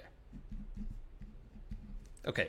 You could tell that this is probably the most insight anyone's gotten about this thing, but it took about half of that. Based on, you're now like in a battle of wills with this thing, and you've then, counter... It's countering you, and you counter the counter, and, slam it with this eldritch energy, the overwhelming knowledge of the stars, and it sheds about half of that 9 damage. So I'm gonna let the rest of the group know it's magically protected. At the very least, I don't know if it's physically protected as well or not. Okay. But It is also- it delicious? Yes. Magically delicious. Okay. Tear off Lucky's arms. It's tragically malicious. Wait, its name is Lucky? Power word kill. No? All right. So Wow. It also staggers back away from this. It's like finally getting its feet, and it focused on Aventus for a second, and then it gets slammed back again, and it backs away towards the train. And I think there's a moment of like, wait, what? As it reaches back and just peels off a piece of the iron train, right? It's just like pulls off and like wraps this into the heat of the lightning, sort of like allows it to bend this thing into a pauldron shield kind of thing. And it looks like it's reaching for more of the train. But it crafted a whole, like, it's like the gladiator arm, where you've got like all that armor up and down one arm. And it looks like it's reaching for more pieces of the train. Now the train is just open, and we could see Nyx like, what? So Nyx, you're getting in the train as a giant side of the iron shell of this train is peeled away like an orange. As you're in there, you also get in there, so you see this giant thing get peeled away, and you see a conductor who's not really, is like a security guard. He's not a conductor; he's a guard who is like pitched and ready with a crossbow, and fires the crossbow at you. So Nyx, do you want to? You could defy danger. I don't know if defend makes sense. You could also just like take the hit and rush forward to like stab this guy. Totally up to you. So the conductor fired at me? Yeah, as soon as you came into view, he was ready. He's not a conductor; he's a guard. He's like armored, and he was basically sitting down in the when you come onto the train. There's like the front of where the conductors work, and then like a passageway. Even though I'm wearing a conductor's uniform. Yeah, he was just waiting for somebody to come in here. Okay, he's just freaked out. Okay, Yeah. so I can try and dodge. I can take the hit, or I can try and what's the third one? You can defy danger just to try to dodge it, or you can rush him, take the hit, and do a hack and slash. Or you could take the hit and do whatever you want. Really, like that's if you don't care about getting out of the way of the crossbow bolt, you could do whatever you want. This crossbow, just so you would know, this is like a D8 crossbow. I have not rolled the damage yet. I would want you to choose first. Well, they're not going to choose to take damage ever, so they'll try and get out of the way. Let's roll defy danger. Literal danger. Okay, I got a 10. I assume you rolled dex. I rolled dex, and I also still have my +1 because I'm trying to steal the thing. Okay. So you could tell the inside control panel is not iron. Like the outer shell of the train is straight up iron because that's, makes sense. It's cheap and easy to work with and whatever. The inside, the control panel is a like softer metal. I mean, it's not aluminum because we don't have aluminum in this world, but maybe we do. House Orion discovered aluminum, and the crossbow bolt just smashes through aluminum and cracks a glass, dial that was, or a glass gauge that was on the control panel, and it just whizzes past your head, and you have to take a second to duck down, and we'll come back to you. Okay. What else is going on? This thing is still, it's just going to keep tearing pieces off the train until somebody wants to do something about it. I actually want to encourage it to walk over to me. Like, you want to at the end of last game. What? Say that again. You want to taunt it? Yes, I do want to taunt it. But at the last game, I drew my patron's constellation between two of the plates, and so I want to draw it towards that, and then. Oh yeah, I remember that. Okay. This is gonna be. I think it's not parlay. I guess parlay is the same if you want to like intimidate someone. It's the same thing. So you do have to have leverage. So what I need to know, like, leverage can be I'm bigger than you and I'm gonna hurt you, right? That could be leverage. But you're not bigger than this thing. So I need to know, like, what are you doing to taunt it? I'm going to use the fact that it's obviously afraid and needs to armor up, and and I'm shocked that an all-powerful elemental god is so afraid of a puny mortal that, and I'm going to lock eyes with it, and we both know what I've done to you. Okay. You're going to use its hubris against it. Okay, let's roll charisma. That's legit. 10. Holy moly. Okay. 7+3. Yeah, so this thing, it leaves off, it just has the gladiator arm and another piece that is just like a jagged wedge of like it's a semi-effective sort of machete kind of shape. It's just rushing you now. So we'll come back to that. It's not in the circle yet, but it is definitely chasing you. So good luck. Can I do a defend? I think this isn't exactly a defend. You can get in there and hack and slash. Or I'm open to other ideas, but it's chasing after him. If you want to get in there and attack it, that's fine. But I don't think it's a defend yet. And Well, I want to check and see if Alabas I wants mean, go to... to Puja, I'm thinking. What's that? Go to Puja, I'm thinking. Oh, okay. That's fine. Puja? Yeah. Can I use my lightning elemental mark to try to channel some of its electricity to tether it to the pads? Because to those like Yeah, the lightning rail rail. pad things. Yeah, the lightning rail components. Yeah, we don't know if that works. Let's do. Rob, how does your cast a spell move work? Cast a spell. Yep, It's charisma based. smell a cast. I want cast a smell. Can I like that request too. cast a smell? I already did. Oh, that's no good. But you're in a different room, so it's okay. Your breath is fine. Yep. Oh my god, my dog was sleeping in here the other day, and just I had to leave the room. She ruined it. She ruined the whole room. Who Frida did? came in. My dog.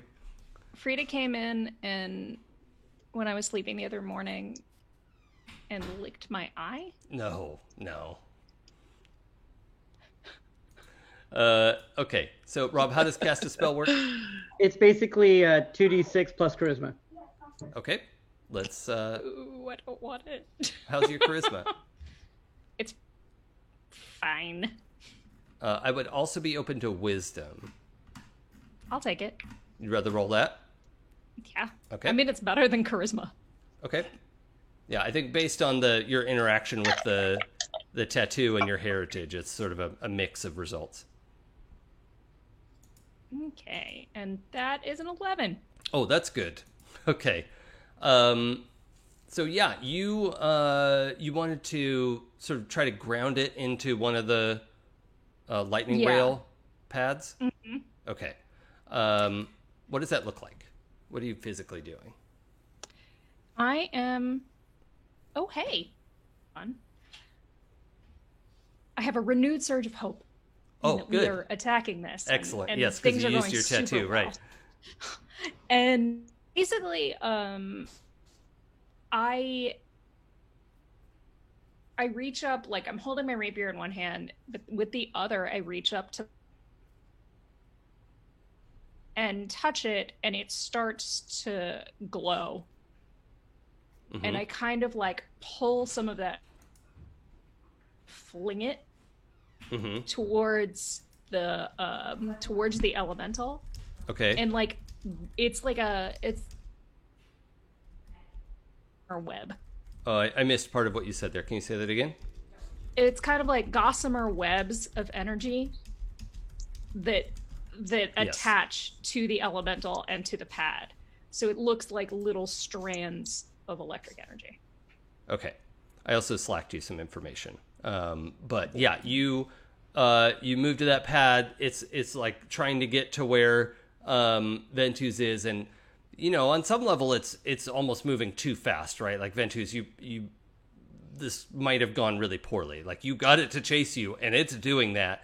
And as it's going past the pad that Zay runs over, and just zaps it. What were you saying? You all these like tendrils come out and zap it. Yeah. Mm-hmm.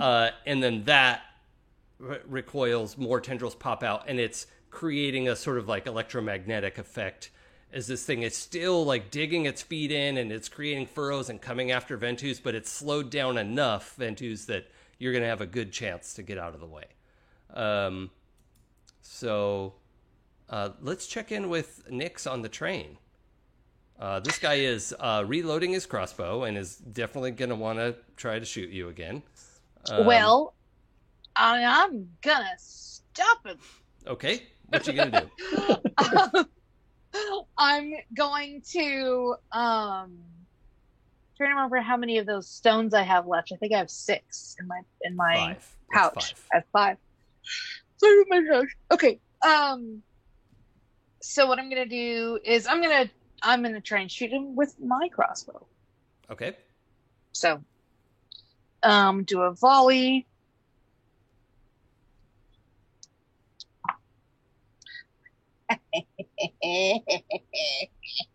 $13. Oh my, yeah.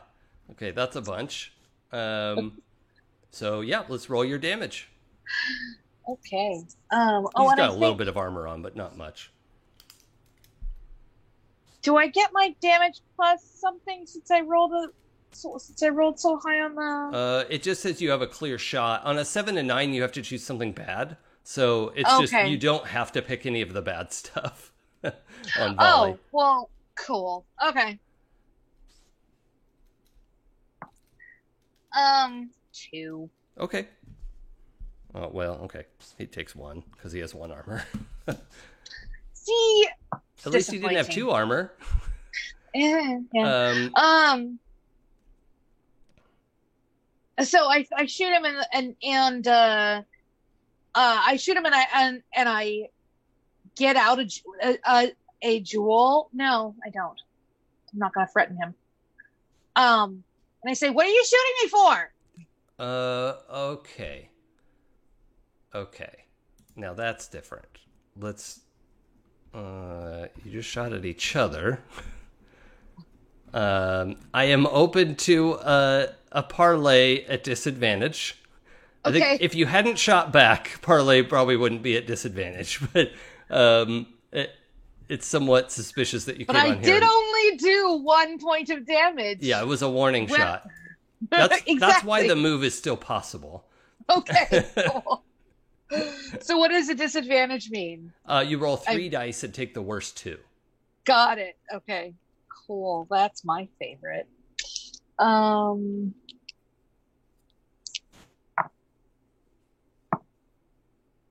Okay.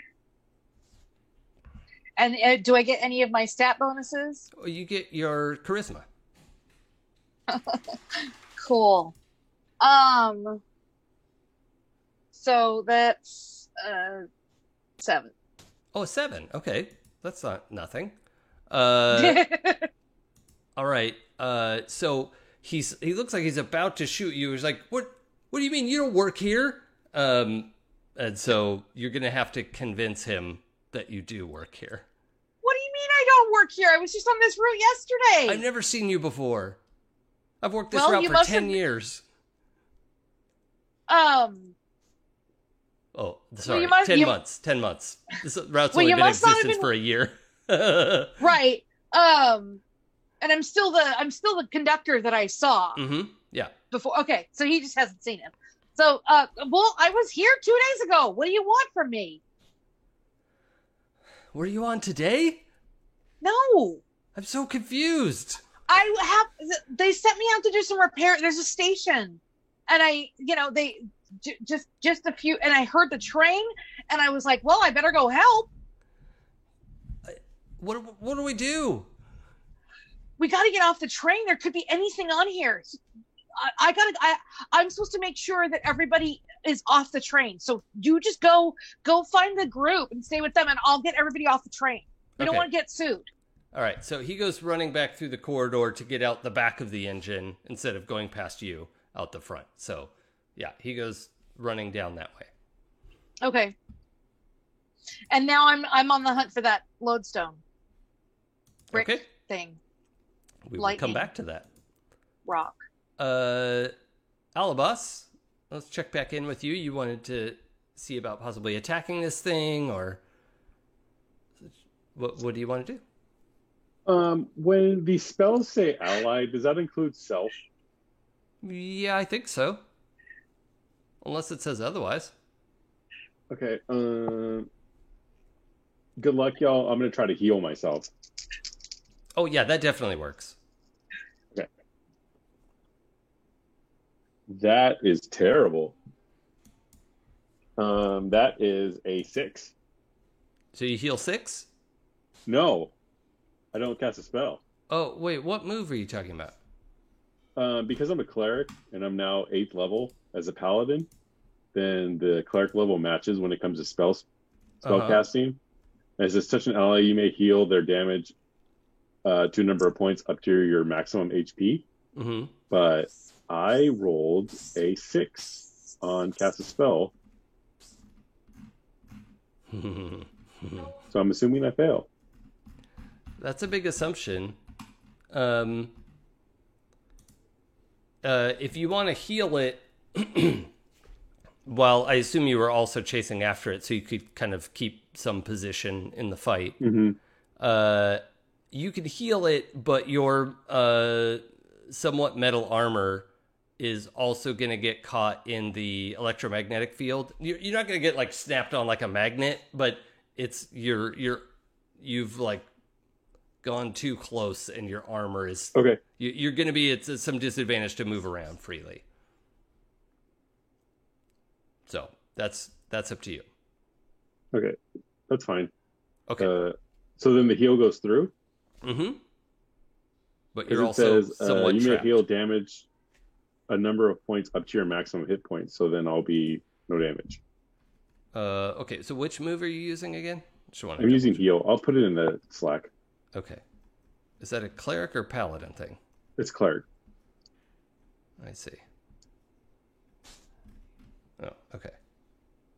Oh, yeah, one of those high-level spells. Heal damage a number of points up to your maximum HP. Yeah, yep. That is how that sweet. works. You just have to touch This is what yourself. he does after he gets healed. Yep. This religion encourages touching yourself.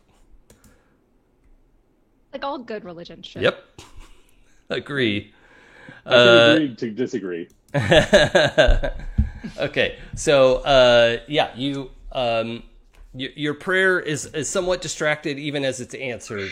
You are distracted by the prayer, and you veer a little too close to what's happening, and you are slowed as you can feel your Okay. armor being dragged towards the train pad, lightning pad. So,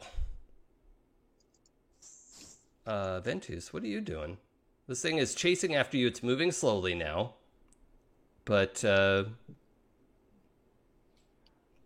it does For want what? to grab you. Well, I don't want it to. Okay, so All right, did I win? you could hack and slash. You could defy danger. You could use one of your moves. Is it on my? Is it? How close to the circle? Is it in the circle? No, it's not in the circle yet. It's if it keeps chasing you, it will be, like if you can trick it to go in there. It hasn't really registered the fact that Alabas is coming up behind it because it's just chasing you, but it's slowed down by the lightning pad.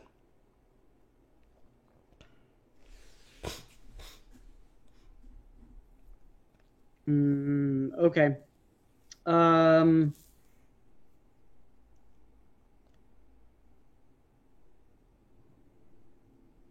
Yeah, since there's lightning all around it, I don't want to send the mantids in because then they'll just be crispy critters. Well, they already tackled it once. They are technically already dead. Well, true, but dead and crispy, I think, are two different. Yeah, at some point You're they would not be wrong. fried beyond animation. Fried beyond belief. Yep. So It's a different podcast. that's fair. Don't fry about it, Oh. you fry baby. Fry again. Does it look like it has moisture? No. I'm gonna, Okay. I don't think there's any way to say that about this Well, I thing. don't know, like, it could have like a humidity with like storm clouds around it. Yeah, we're gonna say no on that one. Because lightning's treat like, whatever, science. Because, whatever, it's science. Then what I'm gonna do? Do you want to analyze it for weaknesses? Is that something you're doing? I am now, the way Okay. you said it. Yeah, I mean that would be like a turn's worth of study, but That sounds good. And especially because I still want to I want to be bait. yeah. I still want it to come to me. So yes, so I'm just going to study it to figure out the way to destroy it the best. Okay, so let's roll intelligence. Your int bonus.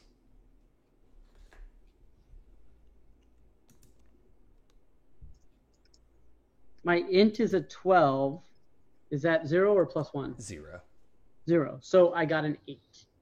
Okay. On a 7 to 9, the GM will tell you something interesting. It's on you to make it useful. So, I've been waiting this whole game To be useful? to be told something interesting. Yeah, I knew what you Okay. meant. Jerk. So the thing that you've noticed is, and you're probably putting together from various, magical background things, but you were never formally taught in like the study of Arcana. So you're picking up some things about this thing and the way this electromagnetic thing is working and a lot of that. But you can already see the electromagnetic grounding thing, like that's not going to last forever. It's either going to get far enough away or it'll overload the pad. Like you can see that happening. You're like, okay, this is a temporary fix. But you are reminded of tales about like storm giants fending off. There's like a song you remember. There's like storm giants who fight off the lightning with their thunder powers, right? Thunder being the like concussive force of technically what comes after lightning, but there is an epic song you remember that is storm giants battling armies of lightning elementals. Dun, And dun, dun, dun, dun, dun, yes, dun, yeah, dun, for dun. ideally. So that's what occurs to you right now. Now you're not totally sure, on a 7 and 9, it's sort of like, how do I use this information? But you've got quite a lot of information there. So I'm going to let you stew on that for a second and just check around. We can all see, well, not Nyx, but that's because they're inside the train. This thing is still charging after Ventus, and it's slowing down, but that's because it's reaching the end of the tether, and that tether's probably about to snap.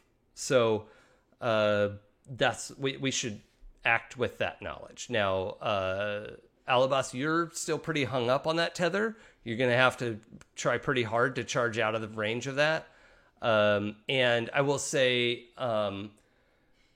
Zay, you could counterspell the effect, but you don't have to, like, this is not a concentration effect. You, like, set this thing off, and it's just doing its own thing. Like, you're not... It's not like a spell you could just cancel it and be like, oh, I don't want to cast the spell anymore. Like, you successfully set off this, like, lightning pad, and it's doing what you wanted it to do, but it's just going to keep doing that until it wears out. So, I would throw it to either Alabas or Zay. Let's see how we're doing. I feel like Alabas's intent would be to get away from that tether to try to be able to, like, if he's not able to defend someone, to get an attack on the elemental. Okay, so just try to, like, bear down and get out of range of it. Like, I'm assuming, like, that magical pull is there, so he's, like, taking his longsword and, like, putting it into the ground and, like, pulling himself. Sure. And then just kind of, like, so he can get himself free to attack the elemental. I've got two ideas for you. One, you could defy danger and get yourself out of this. Or you could do hack and slash at disadvantage. Because this thing is right at the edge of the range. And if you want to just, like, scramble and grab and try to, like, overhand stab this thing from behind, like, you've got a shot at it, but you would have to roll the 3 dice and take the worst 2. I think he would defy danger. Okay, so just focused on escaping the range of the lightning magnet. Yeah, by using his strength. Yep, that makes sense to me. That would be an 11. Oh, heck yeah. Okay, so you actually go charging past the elemental, right? And the energy just, like, snaps away as you break free and almost lose your balance. But yeah, you stomp, you turn, and you're now sort of shoulder to shoulder with Ventus, ready to fight this thing that is just straining at the edge of the tether to get at you. Zay, what do you want to do? I am going to well, first of all,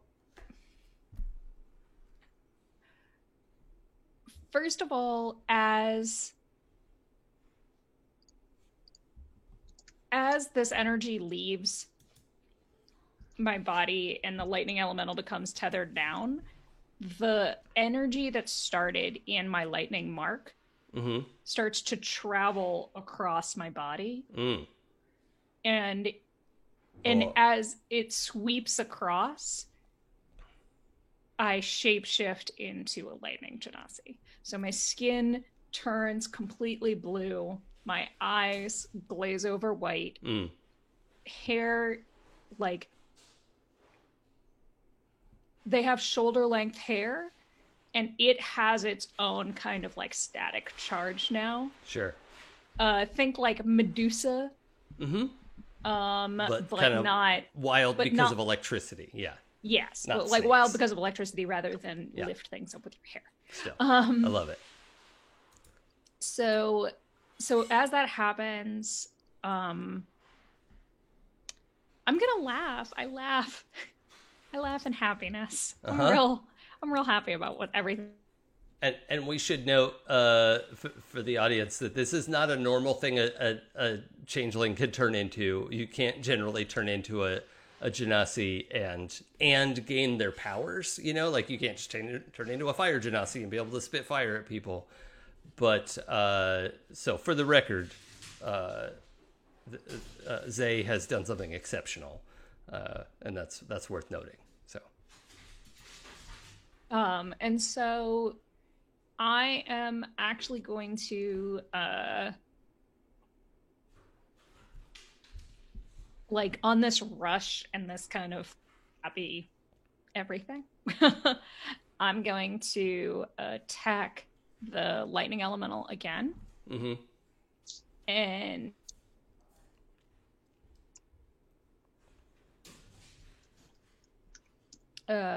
so I'll just roll for that. And I got a 9. and that's to hack and slash.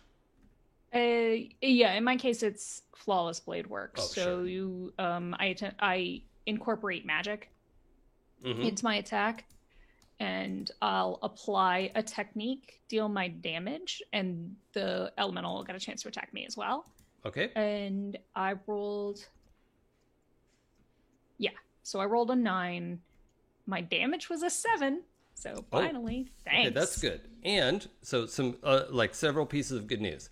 Its normal counterattack is to do half of its damage for free to a melee attacker. But you take half damage from lightning elementals right now. And this is doing half damage, so you take 0 damage. It's not half of half in this case, right? It's like doing half of its normal attack versus lightning.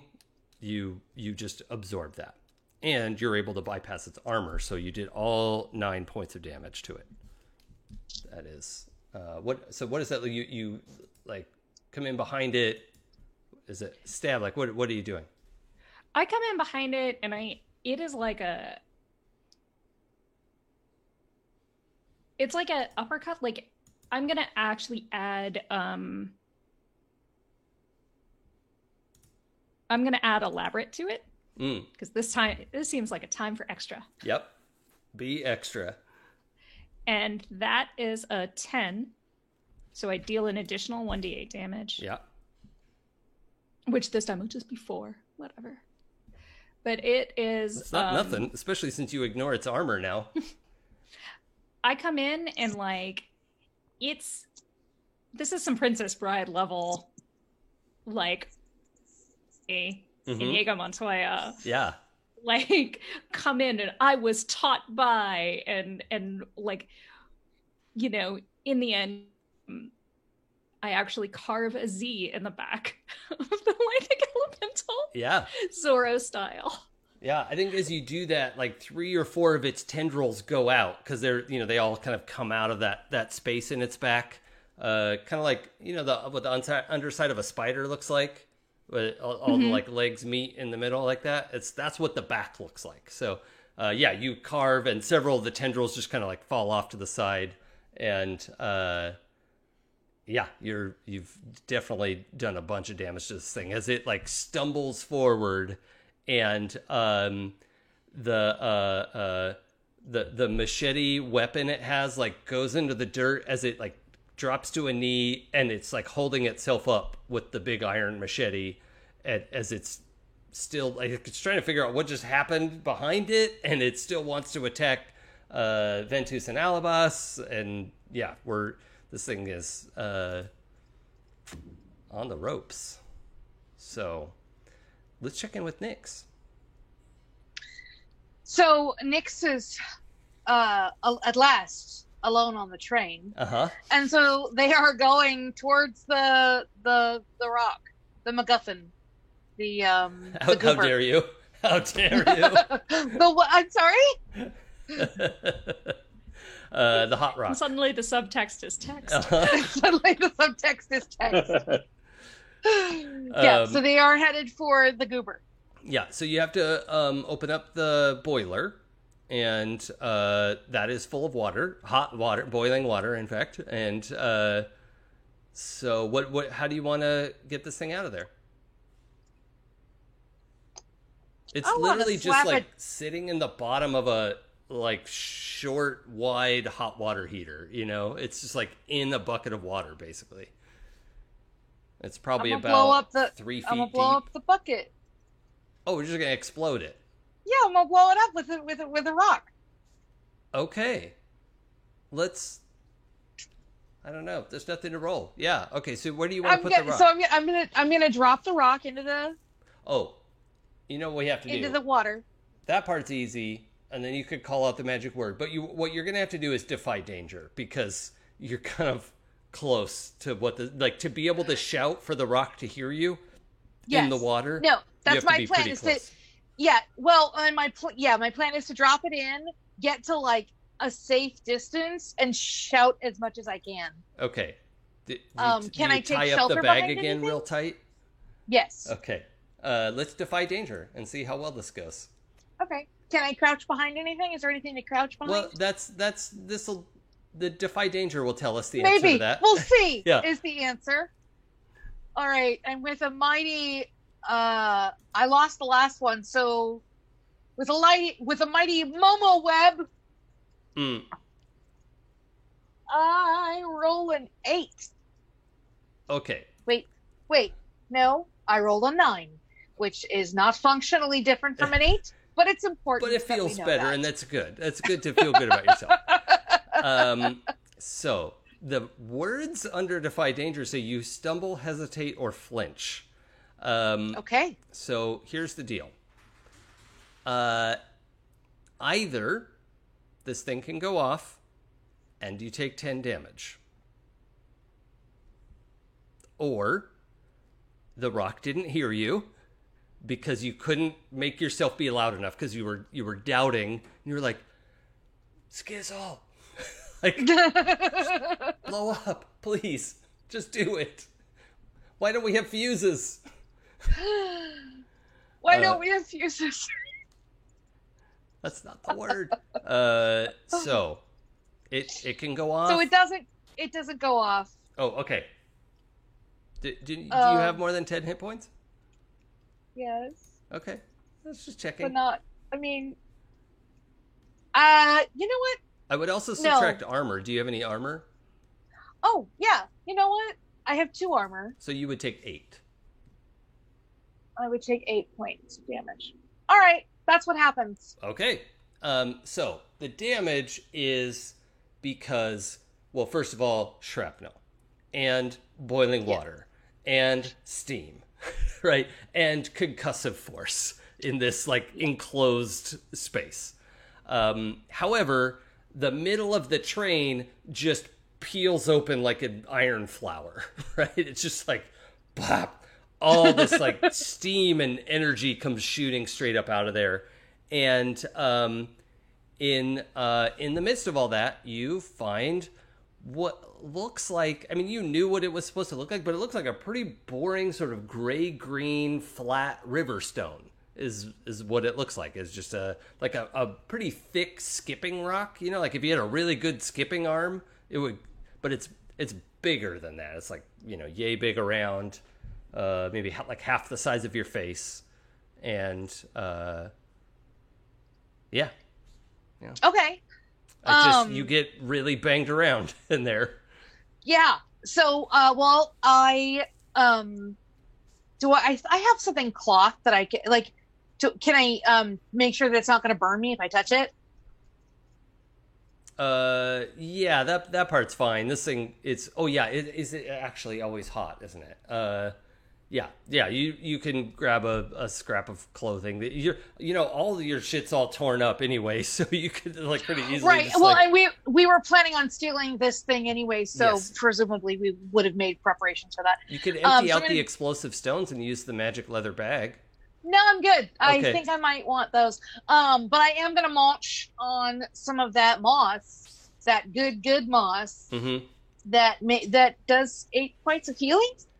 If I'm on it enough? It's a D8, so you have to roll. It's a D8, Yeah. so I have to roll. So you All grab right. a quick bite, get a D8. And I get 4 points back. Okay. That's not nothing. That's not nothing. And now I'm only 4 points down. So Okay. then, Well- and then I go back. Yeah, I we'll, just head we'll, back. we'll check back. You this is going to Okay. be your thing. You blow the thing up. You try to scoop it up. Grab a bite of moss. That's a lot going on in there. Yeah, We'll that's come a back. lot. So, what else is happening? I need to check in with Ventus and Alabas because they're facing off with this thing. Although it has slowed down and like plunked its weapon into the ground and is trying to figure out what's going on. It's down to one knee. What are you guys doing about it?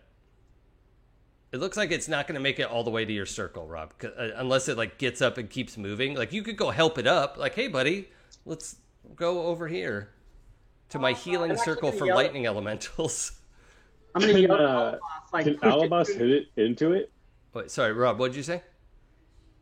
No, Eli had already picked up on what I was doing. Oh, so I'm okay. gonna let- Eli, what did you say? Can Alabas like forcefully interject his physicalness into the lightning elemental to go to Rob's circle of friendship? Yes, you could try to. What really you have to like grab it and wrestle it past you, like throw it into that circle. But I'm open to that. It's going to be a hack and slash because this thing is going to burn you when you grab it. All right, let's do it. Ooh, I'm not good with the rolling. So we get the +1, so that makes it a 10. I was good. I lied. That's fantastic. What? How is that not good? That's literally as good as it gets in this game.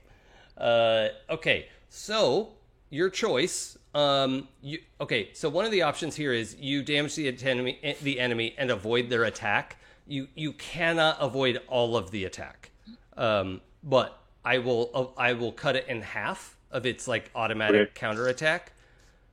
Or if you want to just take all of the counterattack, you can do an extra d6 damage because you're going to get to do your class damage, and you could do an extra d6 if you want to take its full counterattack in return. Well, it's not going to one-shot me, so I will do damage. Okay. Yeah. All right. I'm gonna Hopefully it roll doesn't its one-shot me, counterattack. Jason. Well, I did 6. it's a 10. Oh, then I take 5. Oh, yeah, you have all that armor. I totally forgot. I rolled a 10. I was like, oh, no, it's so much. What have I done? This actually worked. This design worked out pretty well. Okay, I did so 6, though. well, you did. Is that with your class damage and the d6? Oh, plus my... Oh, I roll my class damage? Yeah. It's D10. That would be a... What number is this? 14. Wait, what? You said I roll my class damage plus a D6? Yeah. So the paladin is a D10 plus a D6 would be 14. But I don't have 14 hit points left. Well, I don't know what to tell you as he slams it down, and probably the shield eats him because he's countering its existence. Yeah. Rob, what happens when this thing like is suplexed onto the seal, the circle that you drew on the ground? Well, I had a plan, but if it goes near lifeless, I think that is up to you and or my patron. What was the What goal happened? of the circle? The goal of the circle is I was going to empower it so that I could either try to convince you to let me do a higher spell than normal, Mhm. or do finger of death, and try to empower it even more, so that instead of just killing it, my patron would suck it into its dimension as a sacrifice. A Sunday. Yeah. Let's do Word of Death or whatever that was called. Go ahead and cast your Finger spell. of Death? Yeah. Okay. Let me Cast cast your my spell. spell. I don't want to take away from Eli's great moment, though. Oh no, Eli has totally crunched this thing into the ground, and it's I like feel like it's more of like a tag team. Like, Yeah. like he hit it, but like the actual undoing would be your magic. yeah. I mean, this thing also regenerates a little bit, so that's rude. yeah. It is So- very rude. I rolled 2 6s for my spell, and there's a couple pluses that I have. So it's like a 5. Yeah, something like that. And so I'm going to call on my patron to double the amount of damage that I do to it, and basically open up that rift. Yeah. And Well, yeah, what you get is, have you seen Doctor Strange? yes. Yeah, you know all those like circle portal things that he puts together. Basically, your circle comes alive. It starts turning and comes up off the ground to be around this thing as it's like, oh, what? And then it's pulled in 360 degrees. It's just pulled into the area of the circle, like the parts that you drew, right? It's just pulled apart in every direction at once, imbuing the circle, and the circle is now just turning, and you have the option of gaining that circle as a tattoo on your body somewhere. And your patron is just offering you that. He hasn't really explained what it will do or why, but your sacrifice is accepted. And so is the tattoo. Okay. Where do you put it? I mean, lower back, right? That's where they all go. That's your choice. No. Put it on the left side, upper left side of your chest, and then we can match. Yes. Or put it where he's already marked you. No, that would be like a Mike Tyson face tattoo. I'm not going to do that. Do it. Yeah, like a circle tattoo around, like magic circle. I got to leave room for the other ones. Hmm. So I do like the idea of doing it like Zay said, Mhm. and just putting it along that side. Sure. Okay. Yeah, this thing burns onto you. It does. Now, don't freak out. It does 10 points of damage as it comes onto your body, but it also heals that. Did you have 10 points left? No. Wait. 15 minus 4 is 11. Yes, I did. Okay. Basic So math. this thing burns into your skin, doing 10 damage as it like dials and then settles into your flesh. You just like keel over with your 1 hit point, and then this thing glows and it heals the 10 back. But you didn't die first, which changes the outcome a little bit. So From the ground, you just hear a voice going, "My patron is pleased." your patron will remember this. And I think this is probably the point where Nyx comes out with the big rock, and the elemental is gone. All the staff members of the train have run for their lives. They'll probably start coming back soon, but the 4 of you have a second to catch your breath and decide what to do next. So, Well, I'm gonna It's your munch. I'm gonna Mhm. munch some more of that moss and be like, anybody want to get down on this? Does anybody need some? Who's taking damage? Alabas, yeah. Yeah, I can get myself though. But I'm like, Ventus wh- seems a little if bit you don't messed if up. you don't eat your stuff, I'm gonna feed you mine. Well, I have my stuff, and then he stuffs it into Ventus's mouth. all right, Rob, roll a d8. I guess it doesn't matter. Y'all could just keep eating moss Yeah, until we you can get all keep your hit eating points until back. we're So fine. I guess it just depends on how much you have to eat, but it doesn't really More matter. lambda bread, Jason.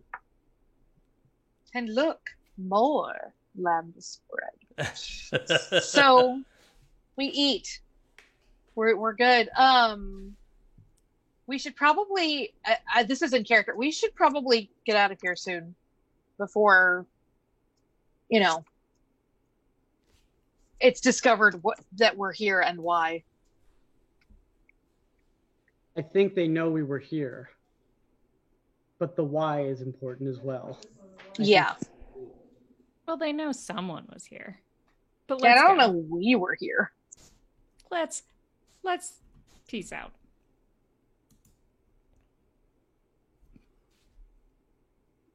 So we, where was our retreat going to be? To the mushroom people Mushroom. or to the?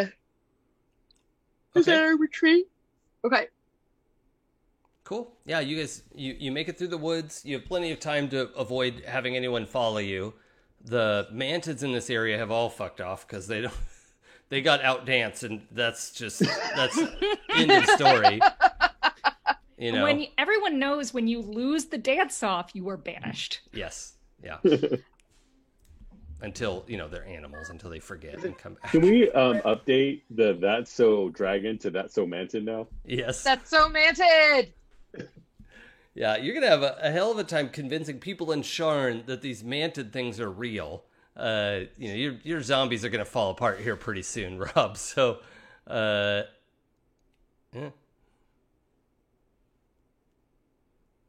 You can't maintain that forever. Rules as written. Rules as written. When have I ever cared about that? I mean, maybe once as a child. Man, I was modding Shadowrun First Edition when I was 12. Because it doesn't work. So we get back to the mushroom people. Yep, you all go clumping back down that cave, bloody but healed, right? You're still just the evidence of your wounds is obvious. Although I don't think they would necessarily recognize it as such. Like, they don't have blood, so they're not real sure that you're in danger or not. You're just like, you're messy. Right. And You seem Pooja, I didn't hear what you said. you seem You keep freezing up right when you say the thing. That's funny. I'm sorry. I wanted to hear what it was. I'm not kidding. It is something I would joke after I about freeze. and be an ass, but I'm not joking this time. I was saying you seem slightly wetter, Oh, but not quite moist. yes. Indeed. Are you still a lightning genasi? Yeah, I am living this Okay. and loving it. Okay. Cool. Also, twinsies. So yeah, you all march down into the cave. They're very excited to hear your explanation about the train and how it was messing up the mantids, and how it's going to take quite a bit of time to get another train out here, and that may or may not. It's unclear what's going to happen next with House Orion and this train route, because this is a pretty massive failure. The train itself, the engine is wrecked. That's going nowhere, right? That is a hunk of garbage. So there's no mend spell in the world that's going to put that back together. So Perhaps we should book a passage. I know of some sailors that are very good at getting things from one place to another. Indeed. While you're in the Mushroom Cave, they are interested whether you want to return the shield or whether you want to keep that as payment, and all of you would be welcome to take something of equal value from the pile. And as much moss as you could carry. They really do not give a fuck about the moss. I'm going to take a bunch of moss, and I'm going to look for something kind of like a cloak of invisibility, or Oh, sure. like There's probably some sort of bonus to stealth cloak. That's fine. yeah. Cool. Yep. Eli, what were you saying? You were muted. Yeah, I think that, Alabas and the whole non-payment thing, like, I just need to do a good job. Like, his thing would be to get the shield back. Oh, okay. Yeah. And you refuse any kind of payment from them, right? Mm-hmm. Okay. Good to know. Hey, is there a workaround where if you give the shield back, I can choose the shield as my payment and then give it to you? Well, yeah, but Okay, that's what I'm going to do then. Oh, wow. All right. I mean, he did use it to protect me like 7 times. Yeah. Also, I think in general, like, they don't really care if Alabas doesn't want anything. Like, the 4 of you should take a total of 4 things, right? So if you want to take 2 things and give Alabas the shield to meet Alabas's religious requirements, that's fine. Zay, are you looking for anything in the pile? I think I'm going to look for a I'm gonna look for a rod to like go with my rapier. Oh, sure. Like an offhand kind of thing. Yeah, exactly. Yeah, I think there's probably some stuff in there. Describe what you're looking for. I'm gonna say that I want something that is conductive, and basically, so I've got my rapier that can channel like all of my normal arcane duelist stuff, and then the rod would be specifically for the lightning portion of it. What about like an engraved, like copper kind of thing? That would be amazing. And magical copper, so it's not just like bendy, immediately broken, because copper's not very sturdy. But Something that, and all the like the only parts of it that have gone like that green Statue of Liberty situation is the engravings, and the rest of it is pristine copper sheen. Yeah, I love that. Pretty. Very cool. Ventus, what are you looking for yourself? I have been given the gift by my patron. There's nothing specifically that I'm searching for at this point. There's actually a significant amount of surprising peace that has come over me. But if I feel something calling to me or something catches my attention, then I'll reach out and just grab something. You do still have earthly needs. Like a bag of gold doesn't suck either. You could just like scoop a bunch. There's a bunch of just coinage and, again, it's not a dragon's hoard, but there's a bunch of stuff. It's like one of those things, like after a really long run that felt really good, you just have like this euphoria that's kind of over you, and you're sort of not paying attention to details, and you're kind of stuck in your own head. Like that's where I imagine he is right now. Okay. So it's just kind of like if something catches my attention, and it's like jewels or something cool. If it's just the 3-way with the shield, like that's fine too. Maybe would you want a wand? Something like that. Sure, if something cool sticking out and it has like stars on it. Yeah. Cool. All right. We'll say there's something that looks a little bit like a classic stage magician, like the black wand with the white tip, that is calling to you for some reason. Cool. Sorry. I was thinking of another thing I wanted to do. Sure. Here at the Mushroom Cave? Yeah. I want to trade them the hot rock for another wondrous item. Well, the hot rock has to go to Stiv and Guar. Oh, does it? Okay. I didn't remember if that was... Okay, you can do that, but Stiv and Guar are expecting to get the hot rock from you. Okay. Then never mind.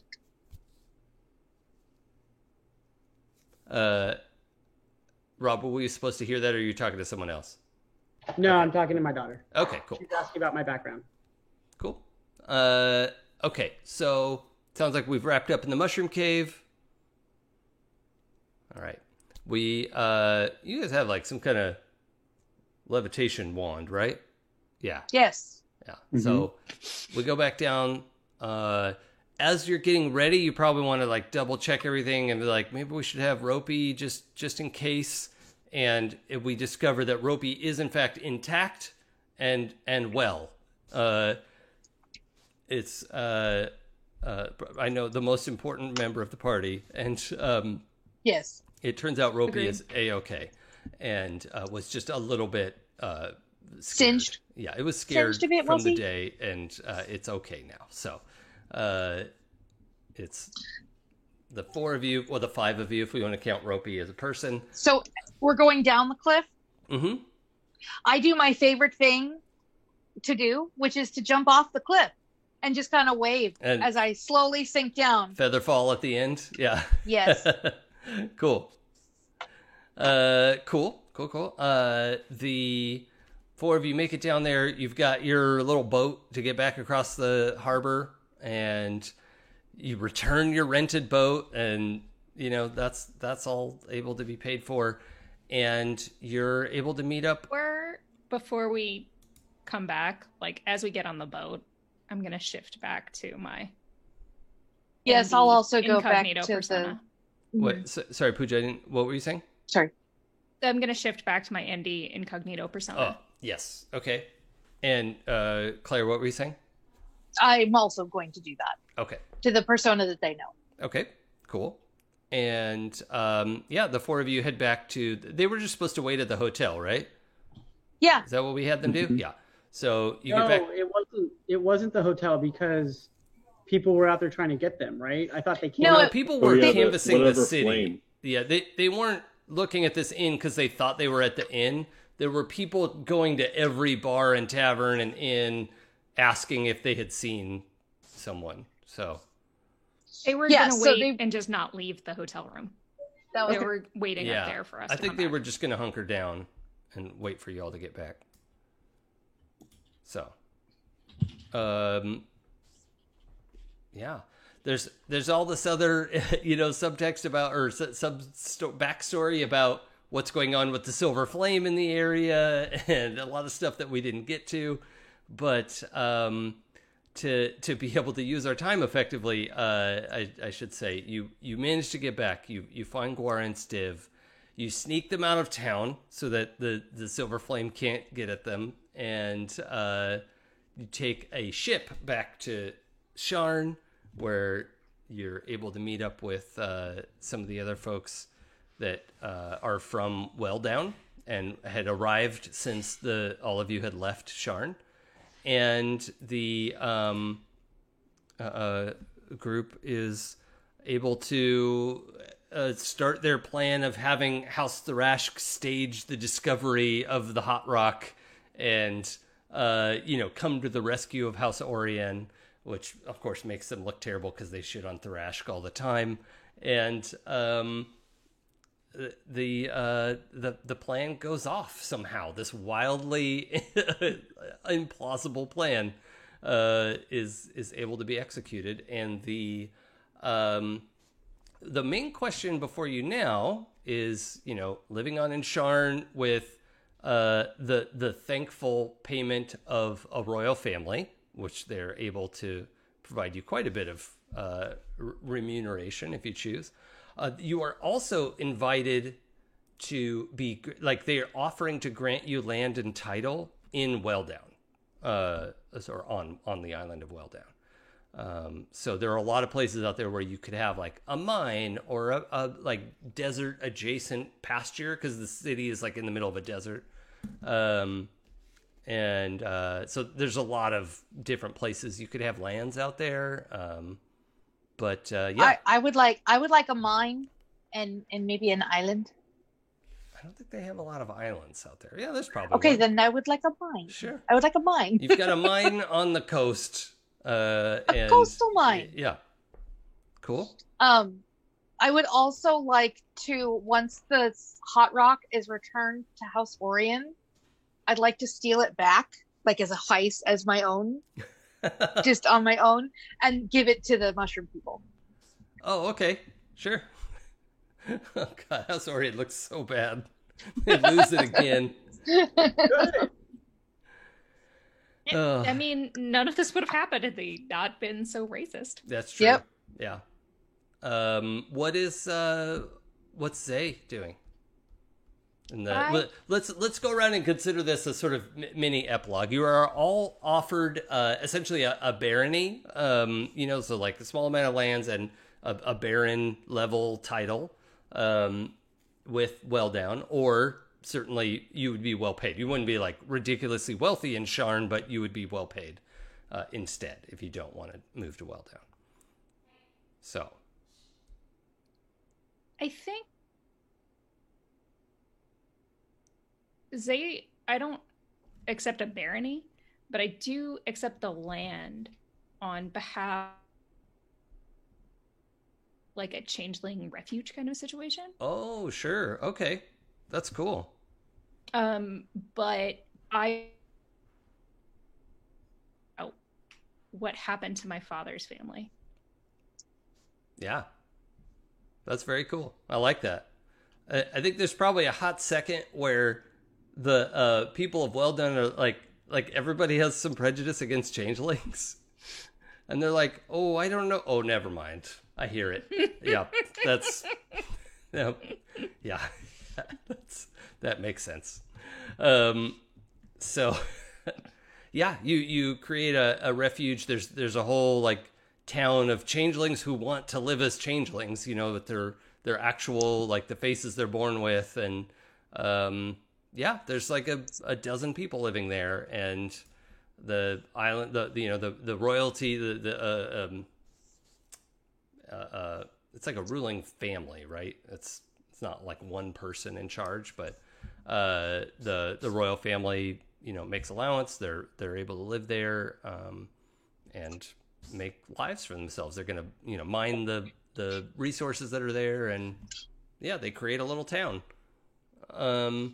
Oh, one other thing I do want to do that, like, just to help them get started, is set up a trade deal with the mushroom people for moss. Oh sure, I mean, yeah, they'll be happy to like give people moss.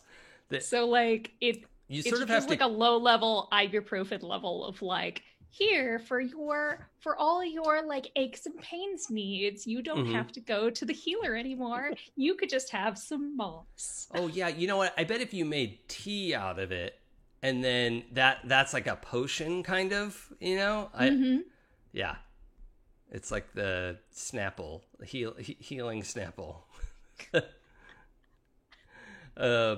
Okay.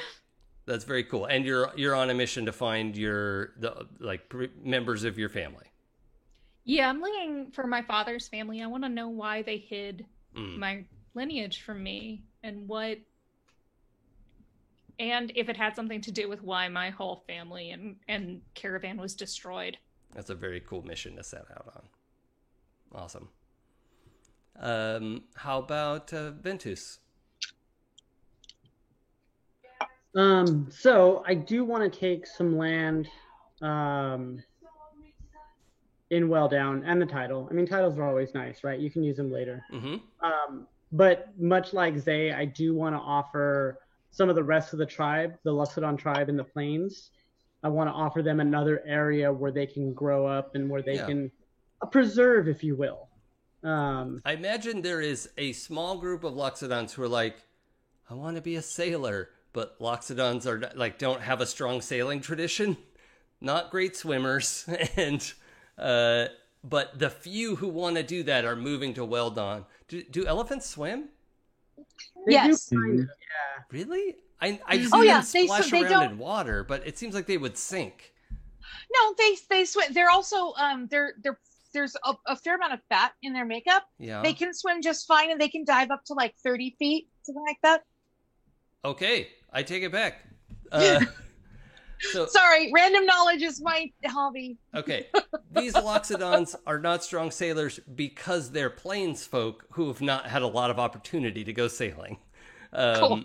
And several of them have gone, well, Isle of Well Down, there's a big, strong sailing culture there, and they can learn a lot about sailing. And yeah, a bunch of folks want to move there and be part of your sailing barony. They can actually be the best pearl divers on the island. Oh, sure. They can go down so far and hold their breath for so long and still grab the pearls with their trunk. I don't know if they're going to be better than a skeleton diver. I mean, No. whatever. But yeah, like, so I'm setting that up. But the next thing I want to do, like the bigger thing for kind of Ventu specifically, is a lot of elemental research, Mhm. so that number one, I can figure out how to counter them. So you're Number gonna two, hit I the can books. Yeah, like I'm gonna hit the books really, but I also specifically lightning elementals, because I want to figure out if the lightning rail is actually hurting the other locations, Mhm. like if it's actually causing real problems, and then if there's anything I find out about, any other lightning adjacent people, like obviously letting Zay know, and helping them out as much as possible, so that Yeah. kind of shared info. But then I'm going to go out, and if it does turn out to be true that it's all lightning elementals, I'm going to absolutely destroy House Orion's backbone. Yeah. And Cool.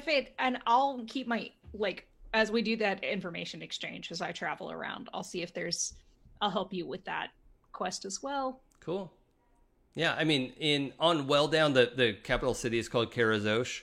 They have a small university. It's not as big as the one in Sharn, obviously. Sharn has multiple universities and all that, but it's big. There definitely would be a place to start. It also has a bunch of stuff that hasn't been picked over by university scholars who are like, oh, the average Joe shouldn't have access to these books. It's just a little bit more accessible at the Karazosh University. So, yeah, that's cool. That's a cool quest to be on. What about Alabas? I feel like he would take the title, but not the land. And I think Ventus would probably pick up on that and probably take whatever land that Alabas was probably granted. They just create an extra plot for that. Like, you do Right. have the land. You've ceded it to your neighbor. If Alabas is privy to how the elementals naturally act, if they are malicious towards the outside environment, like, he would be totally on board to go deal with elementals. Yeah, cool. Yeah, I think there's a lot of research in Karazosh about like fire and sand elementals, like that type of thing because of where they live. It's a pretty hot part of the world and it's a desert. So these are helpful things to study. And so they're not lightning elementals usually, but there's still a lot of elemental research because it's just a helpful way to survive in the desert. So, yeah, I bet there's a lot of resources like that. But yeah, I think they would probably, if you want, chat made a good point. If you want title without land, maybe perhaps you're a knight of Karazosh, and you join Karazosh Knights. Because I feel like a part of Alabas feels like he was manipulated a little bit by the major houses, because he feels like you can't necessarily trust what the major houses are going to do. Yeah, you were totally manipulated by them. It sucked. Yeah, so he is basically like, yeah, he has a title and yeah, he got the land, but he doesn't necessarily need it. And if there's something that he needs to do, like, to help the little person, like on the ground, like, that's more of his MO than try to be like some pawn of the big houses. Sure. Yeah. Yeah, and also it may be appealing that the houses don't really have a presence in Karazosh, aside from House Thrash, which has been invited to have it's not really an embassy, but they have a permanent presence in the city and A residence. Yeah, residents, and they get to sit in at court, and so yeah, it's going to be a long time before the other houses start sending representatives out to the city that is 1/3 undead people.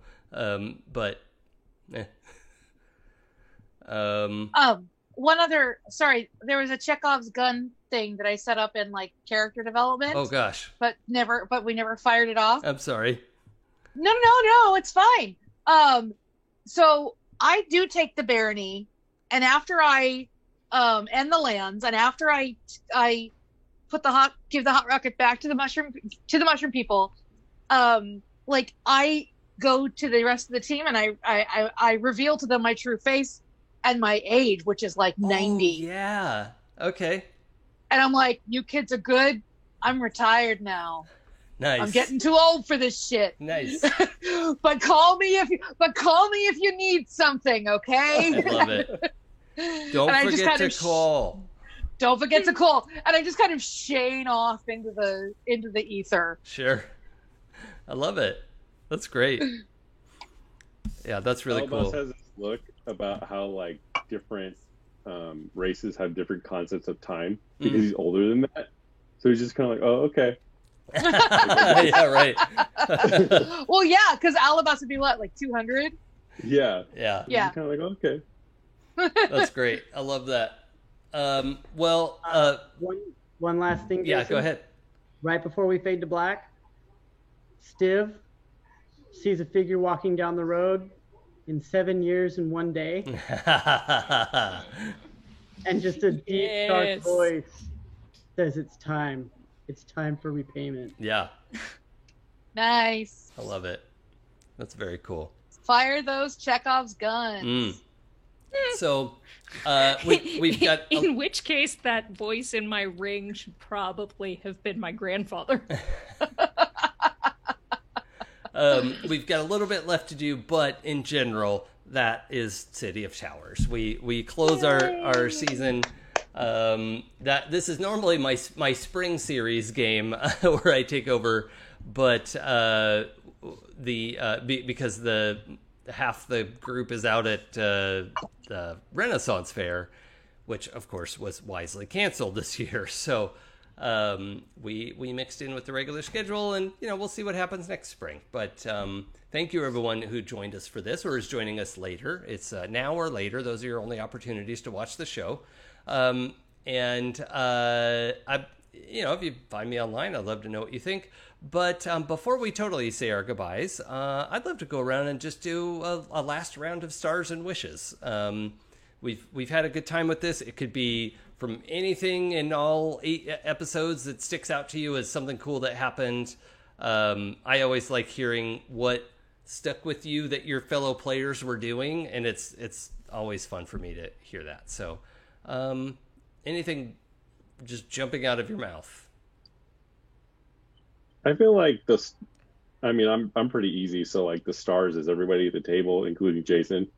Like I feel like this group meshed really well. Like we were good about making sure that we were serious, but we definitely had like our silly times. Like I really felt like this game was super fun to play. So oh yeah, everyone hit the tone just right. I have to agree. That was nice.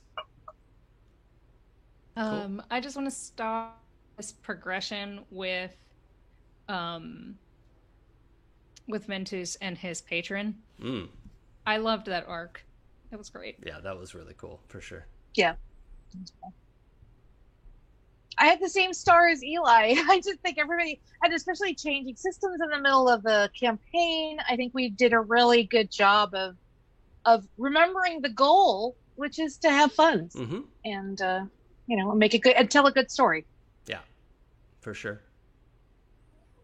No, I definitely enjoyed it. I felt like it's interesting, right? Because I never know how being remote versus being in a room with each other is going to make a difference. Yeah. And I felt like there were challenges for me in the way that I play.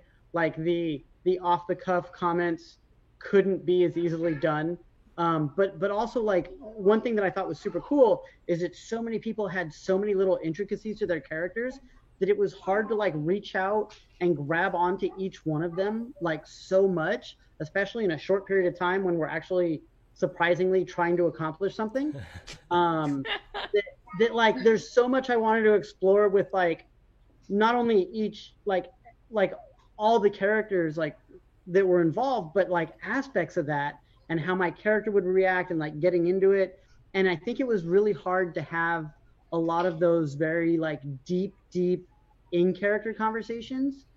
And I don't know if that was just because we were all so focused on the goal or if it was not being in the same room or what it was. So that's not really like it's a star because everybody had so much to their character. Like there's so much more into Alabas that I wanted to get into like with the elves and everything like that and Zay and the backstory. And the dragon mark started peeling off towards the end, and obviously like Nick's background.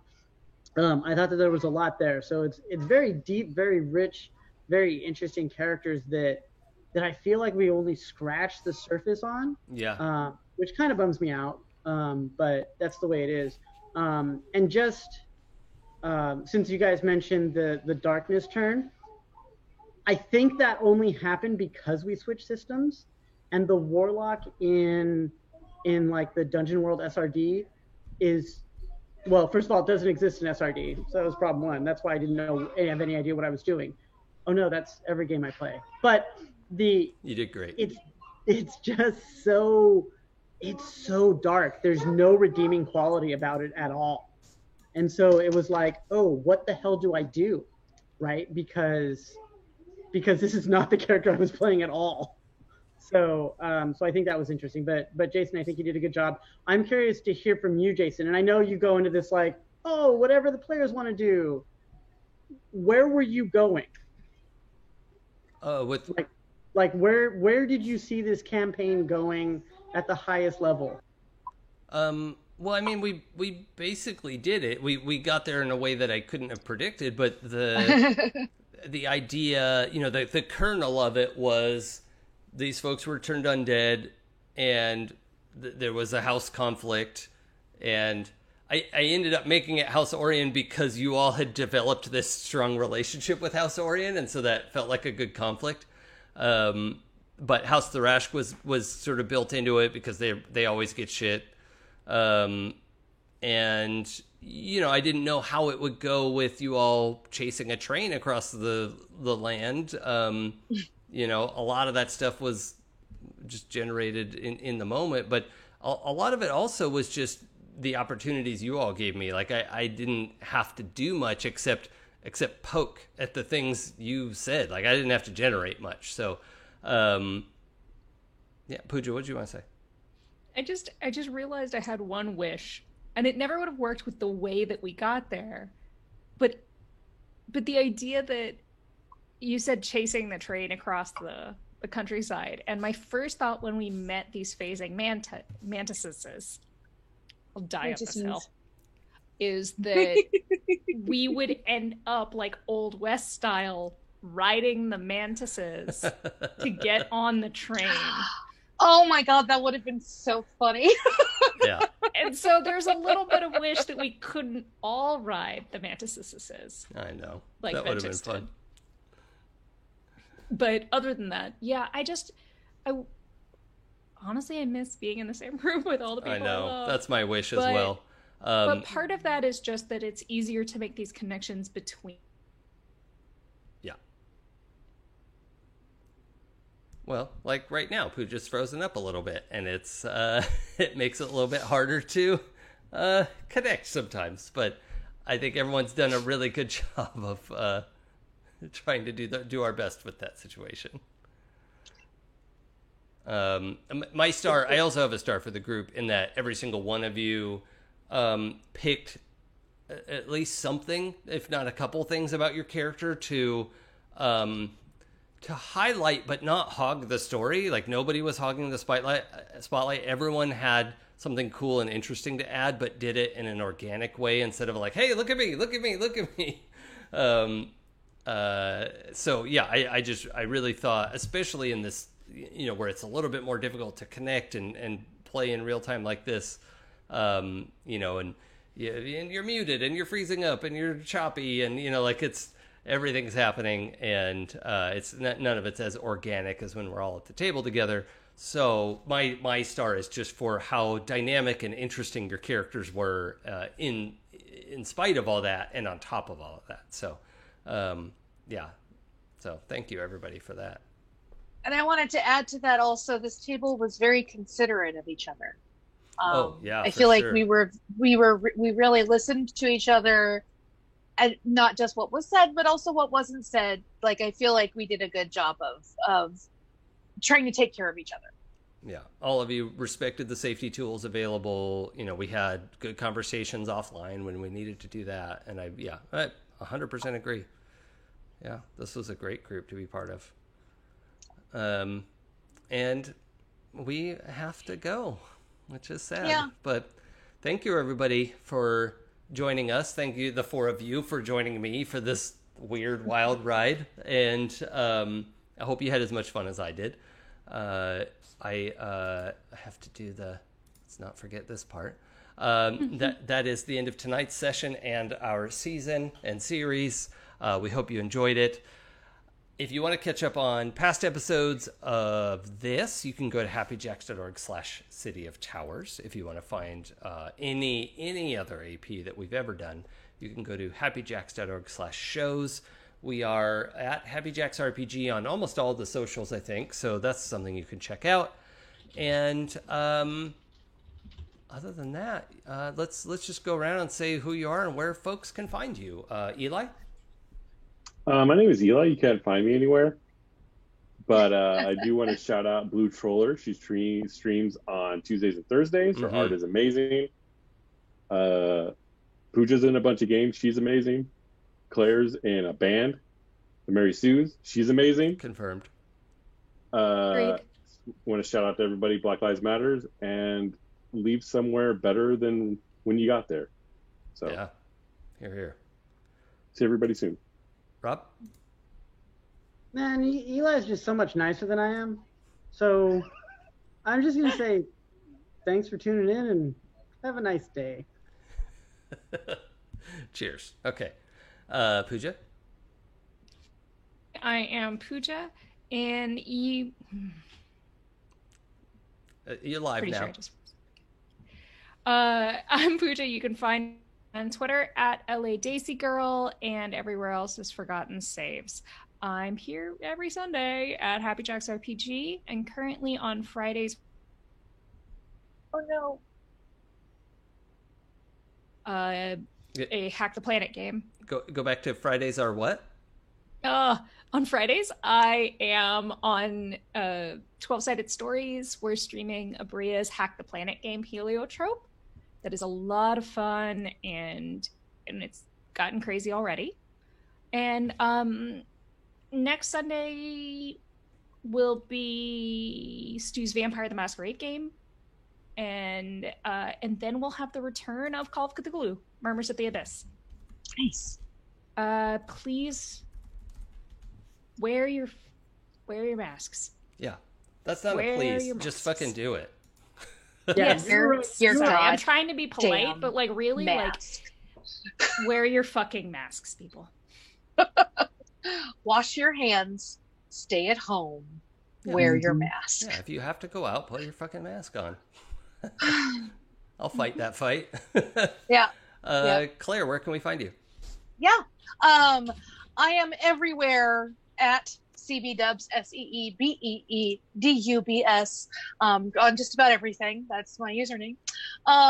You can also find me here every other Monday, not tomorrow, starting the fall. Well, actually starting this past week, but I'm playing a lighthearted game with Clara and Kurt and other people as well.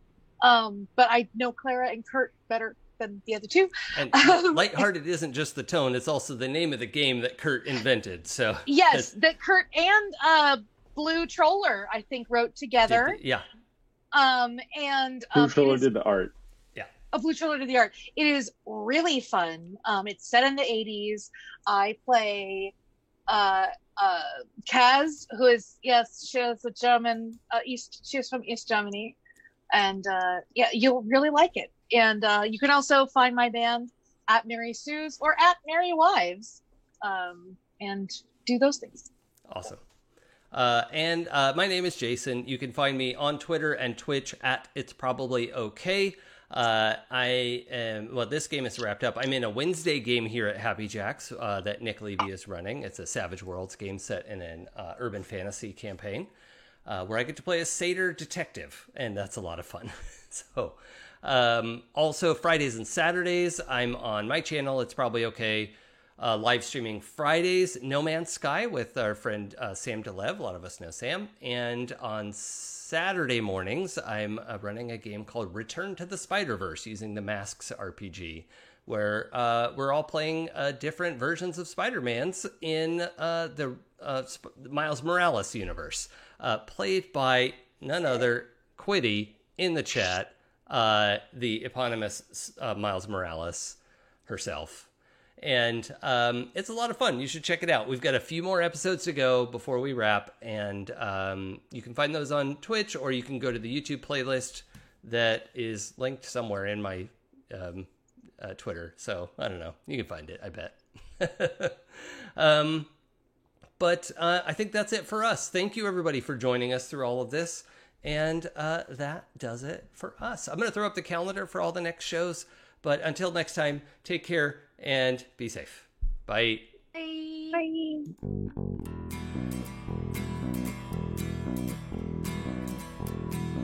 If I told you the things I've seen on my ways, if I told you the things I've done in my days, you wouldn't believe me anyway.